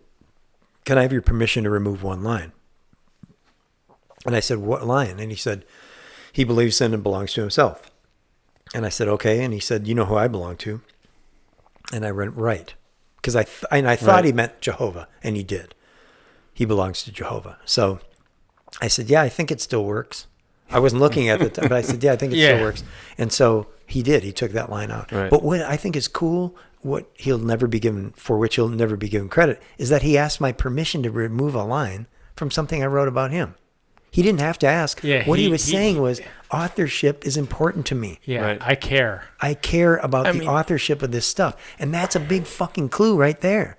Like, this dude cared about the authorship of his own material, and then he cared about it for his, like, longtime sound guy. Right. That's important. That's a clue. That's like a fucking Scooby-Doo clue. That shit is easy. Here we are. There's a footprint. He's a different dude. He's different, and he cared about authorship. And I can never emphasize that enough. Like, he really cared about authorship and about artistic integrity. Yeah. His seemingly endless desire to give birth to new music and challenge the conformity which now rules the music business. After all, should music be a business? To me, it is best left as an experience. Yep. What do you mean by that? It's best left as an experience. Music, nothing Mozart ever wrote in his lifetime was recorded. Mozart never heard any thing that he wrote like played back for him. It was just, you had to experience it in the room, and then it was gone. And if you wanted to hear it, you had to go hear live musicians. I think all music should be played live. And that's it. It would put Dustin out of a job, but do you understand where I'm going with that? Like, it's never going to happen. It's an experience. It's never fucking happen ever. But if you just experience it and you're in a room, I think in a way it's a little bit more pure. Yeah. And that nobody makes money off of it. You just share it. It's sort of like air. Like, if we didn't have music, most people go, oh my God, without music, I'd die. Well, without air, you'd die too. And we don't have to pay for air yet, but they're working on that. But music should just be one of these things that we don't have to pay for and you just get. But there's record companies and there's 360 deals and there's all sorts of bullshit that gets in the way. And those are all the things that got between Prince and the person in the first row. And that's what he always tried to do, was remove the people that weren't part of the transparency of getting that experience to fans. And that's what I love about him. He went out as somebody who still cared about, sure, like he liked money, but how much did he like money? He had fucking gold laying around in the safe at Paisley Park. And he didn't really care. He made some comment about a wallet once. He goes, do I look like I have a wallet on me? And it might have been Takumi who said something to him or something. He goes, like I have a wallet. I haven't had a wallet since I was 10. So that's how Prince rolled. Well, it probably fucked with how his ass looked. That was probably on the surface of it. But he's just a guy who didn't let things like that get in the way. He once tried to teach me a lesson about buying a PA. Oh man, that was a good one. That was a nice little discussion that happened in Takumi's office. He wanted to buy his PA. He thought it would be great. So he had me price out a PA in it. There's a lot of people hours in trying to this a PA to bring on the road? To bring on the road. Yeah. And then I brought it into him, and it was like 30 pages long. And all he did is go to the last page and look at the price. And then he turned the page over and he wrote, how much is it? And I said, $1.6 million. And he started to write 1.6. He started to draw over it. And actually it was cool. It kind of looked like the 1999 cover. Like, you know what I mean? Like, he didn't make a Dick the One. Yeah. But he drew he was doodling on the 1.6. Thinking. Just 1.6, kept scribbling. And I was just sitting there patiently, and I knew enough not to, I was like, well, let him mull it over. Maybe he'd just go, all right, and then get up. But he didn't. He said, is that a lot of money to you? And I said, like, for a PA? No, that's how much it costs. He goes, no, to you. Is that a lot of money to you? And I said, well, I don't have that much money. And he said, would this gear be good for years? And I was like, yeah, probably 5 or 10 years. Yeah, we could do it. And he goes, see, Scottie, you got to stop thinking about money as being a real object. It's not even real. And he said, how long would it take you and I to make $1.6 million?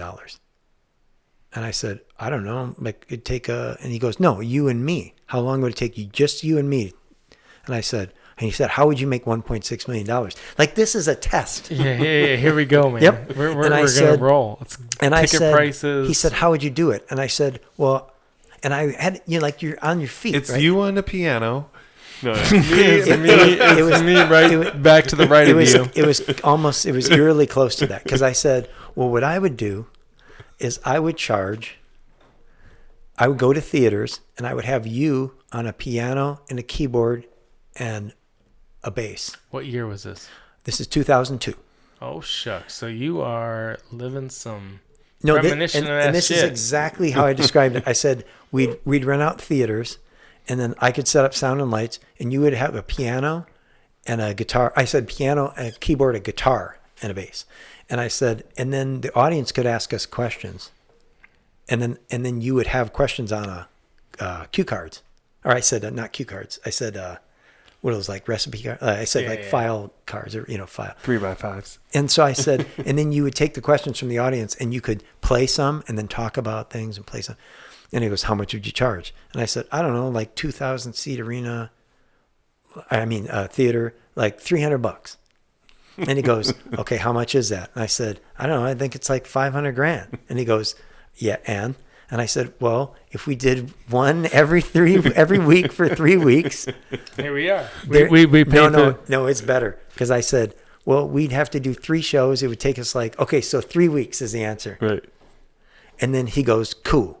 And he gets up and he walks out the door. And before he goes out the door, he grabs the edge of the door. He leans back, because of course, 500,000, like $300 times 2,000 is 500,000. Yeah. So 3 shows is 1,500 or 1.5 million, right?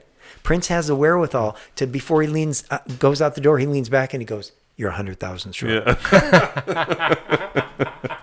And then and of course he walks off cool as the other side of the pillow, and I'm going, "Oh fuck." Your math was a little off. But 4 shows, that's totally Prince. 100,000 at least. Still, we ain't happy. That's totally Prince, and it was super cool. And so and I've said this before. I'm in no way taking credit for the piano and microphone show. Right. He had visions though. But he was the only artist that could. Is Celine Dion gonna make do a solo show and charge? No, right. She can't play 4 instruments and.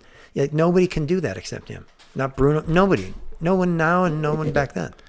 So and you stand by that. Yeah, for sure. So compare all the contemporary music scene versus Prince.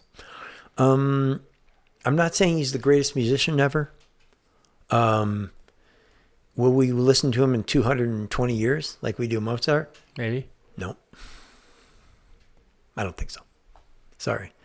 I don't think and I'm not trying to be controversial. I just don't think we will. Because if you Google right now, if anyone listening to this Googles Prince, I defy you to tell me that he shows up on the first page. Yeah. So it's a matter of visibility. It's William or Harry. Yeah. It's a matter of visibility. If the people running things do the right things, they will position him to a point where he is remembered in 200 years. And if they do the wrong thing, they won't. Yeah. So you have to talk to people in those positions that are making those decisions to make the right decision, not based on what they want, but what is best for the brand and the legacy. Yeah, and I guess my position is, and we're doing this gig on June 3rd, self-promotion, here we go. But I believe if people have access to Prince's music and not just the surface level view of his music, I believe that it will pull people in and it will resonate in people, right? So it's a matter of access. It's a matter of, people's ability to engage in it. If the population has the ability to engage in the music, it will resonate in people's souls. Yes. If they do not, it'll fall flat because there just won't be enough visibility. It's more than just having it on your phone, being able to stream. No, it's that next level depth, right? And being able to, if people you talk about Prince freaks and where the fan community is, if people gain access to it and see it, that'll perpetuate. If they don't, possibly. I'm going to go out on a limb and say I don't think it's going to happen. Yeah. And here's why. Because barriers. Because No, because he was a prolific live performer, and when he's gone, I don't think the music is enough to carry it. Huh. I'm super sorry, but I'm super honest, and I don't mind being challenged for that. The reason is because he was a important performer and he had a lot to say in his time, but time never stands still. And if you look at the songs that have held up over time, they've been classic songs that say something that's sort of timeless. And Prince, a lot of what was stamped on him was a time. And so you just time out. Purple Rain might be listened to. I really respect your point of view. What do you think? I mean, I think, like you said, it's up in the air still. But I do agree with you that there was something about Prince and seeing him perform live that pulled you in. That's what pulled us in. Yeah. We went to Paisley Park. We saw Prince perform live. And for me, being like a DJ coming up and just being into music, it was nothing I'd ever seen before or experienced. And I wanted more of it. Yeah. You know? So, and the other thing Mark and I have been talking about recently is Prince and I had a conversation one time about moving the needle. If you're not moving the needle, you're not doing anything, right? And without him being here to move the needle, it's hard. It's hard. It will be difficult. I mean, hopefully we hope his music is listened to, 100, 200 years from now. I mean, okay, but then there's my question for you guys, and this is the important question I want to ask: is it enough? Is what's happened so far, if he isn't listened to in 200 years, has it been enough? Is it okay? Is it okay if what he's done and what's gone on, if he never streamed and never sold another record? Can it be okay enough? I'll let you answer that first, Dudley. Because you guys know you have to be okay with that. Right, yeah. What is the reason for wanting it to be more than it is? It just simply has been. I mean, I guess now it's just like you want to hear what you haven't heard before. Right? You want... Okay. Because you can't see him perform live, and there's not a new album dropping, or there's not going to be a song released about the temperature in the United States or what's going on around the world. Yep. Like you still want something, right? So you're still trying to find that purple high. Welcome to Purple High. So he didn't know that Donald Trump was president. He didn't know about the murder of George Floyd. He didn't know about a lot of these things. What would he have said about it? We kind of know because you can look back at other things he said. But I think it would have been amazing. But it won't happen. Would have. No, I know. But if he still would have been around during the whole pandemic and stuff, like the stuff that would have been coming out of Paisley Park would have been. So my question again is it enough? What he told us about himself and ourselves, is that enough? And if not, if your answer is no, and I want more, and I need more, and they should release the whole vault. Right. What you're saying then is I lack. Yeah. Right. I lack. And you need to give me what I want because I'm lacking. Right. When I'm trying to, maybe I'm not trying to say it because honestly, I don't really care. As callous as that sounds, I don't care if they release anything else. I don't care if they release the at least piano show. Come on. I don't. No, it doesn't matter because it happened and it went on and it was important to people in the room. And then if you were there, you were there. If you weren't, you weren't. And then in the life, and that probably also leads back to your feeling after a show is done, where you feel kind of empty, like it's over, it's done. That's it. But can you live with lack? Yeah. Can you? I mean, and maybe it's lack, and maybe it's not. I think the jury is ultimately out, right? These are most often my favorite moments of our collective courage, right? You're talking about all things, him playing the after shows, etc., with no set list, rented band gear, and no curfew. Prince fearlessly into composition, both written and oftentimes not, and leave his fans, the people that mean the most to him, hungry for more, right? And this is you saying, like, how do you leave him hungry for more when he's not here, right? These are the actions that I think set Prince apart from his contemporary. His seemingly endless desire to give birth to new music and challenge the conformity which now rules the music business. After all, should music even be a business? To me, It's best left as an experience. That's fucking good writing, man. I don't care who you are. And you know what? It's better off left as an experience. I had never written anything in my life. I had never written anything. And when Lynn called and said, he wants you to write something, and I said, well, what does he want? And she said, I don't know, man. He's super cryptic.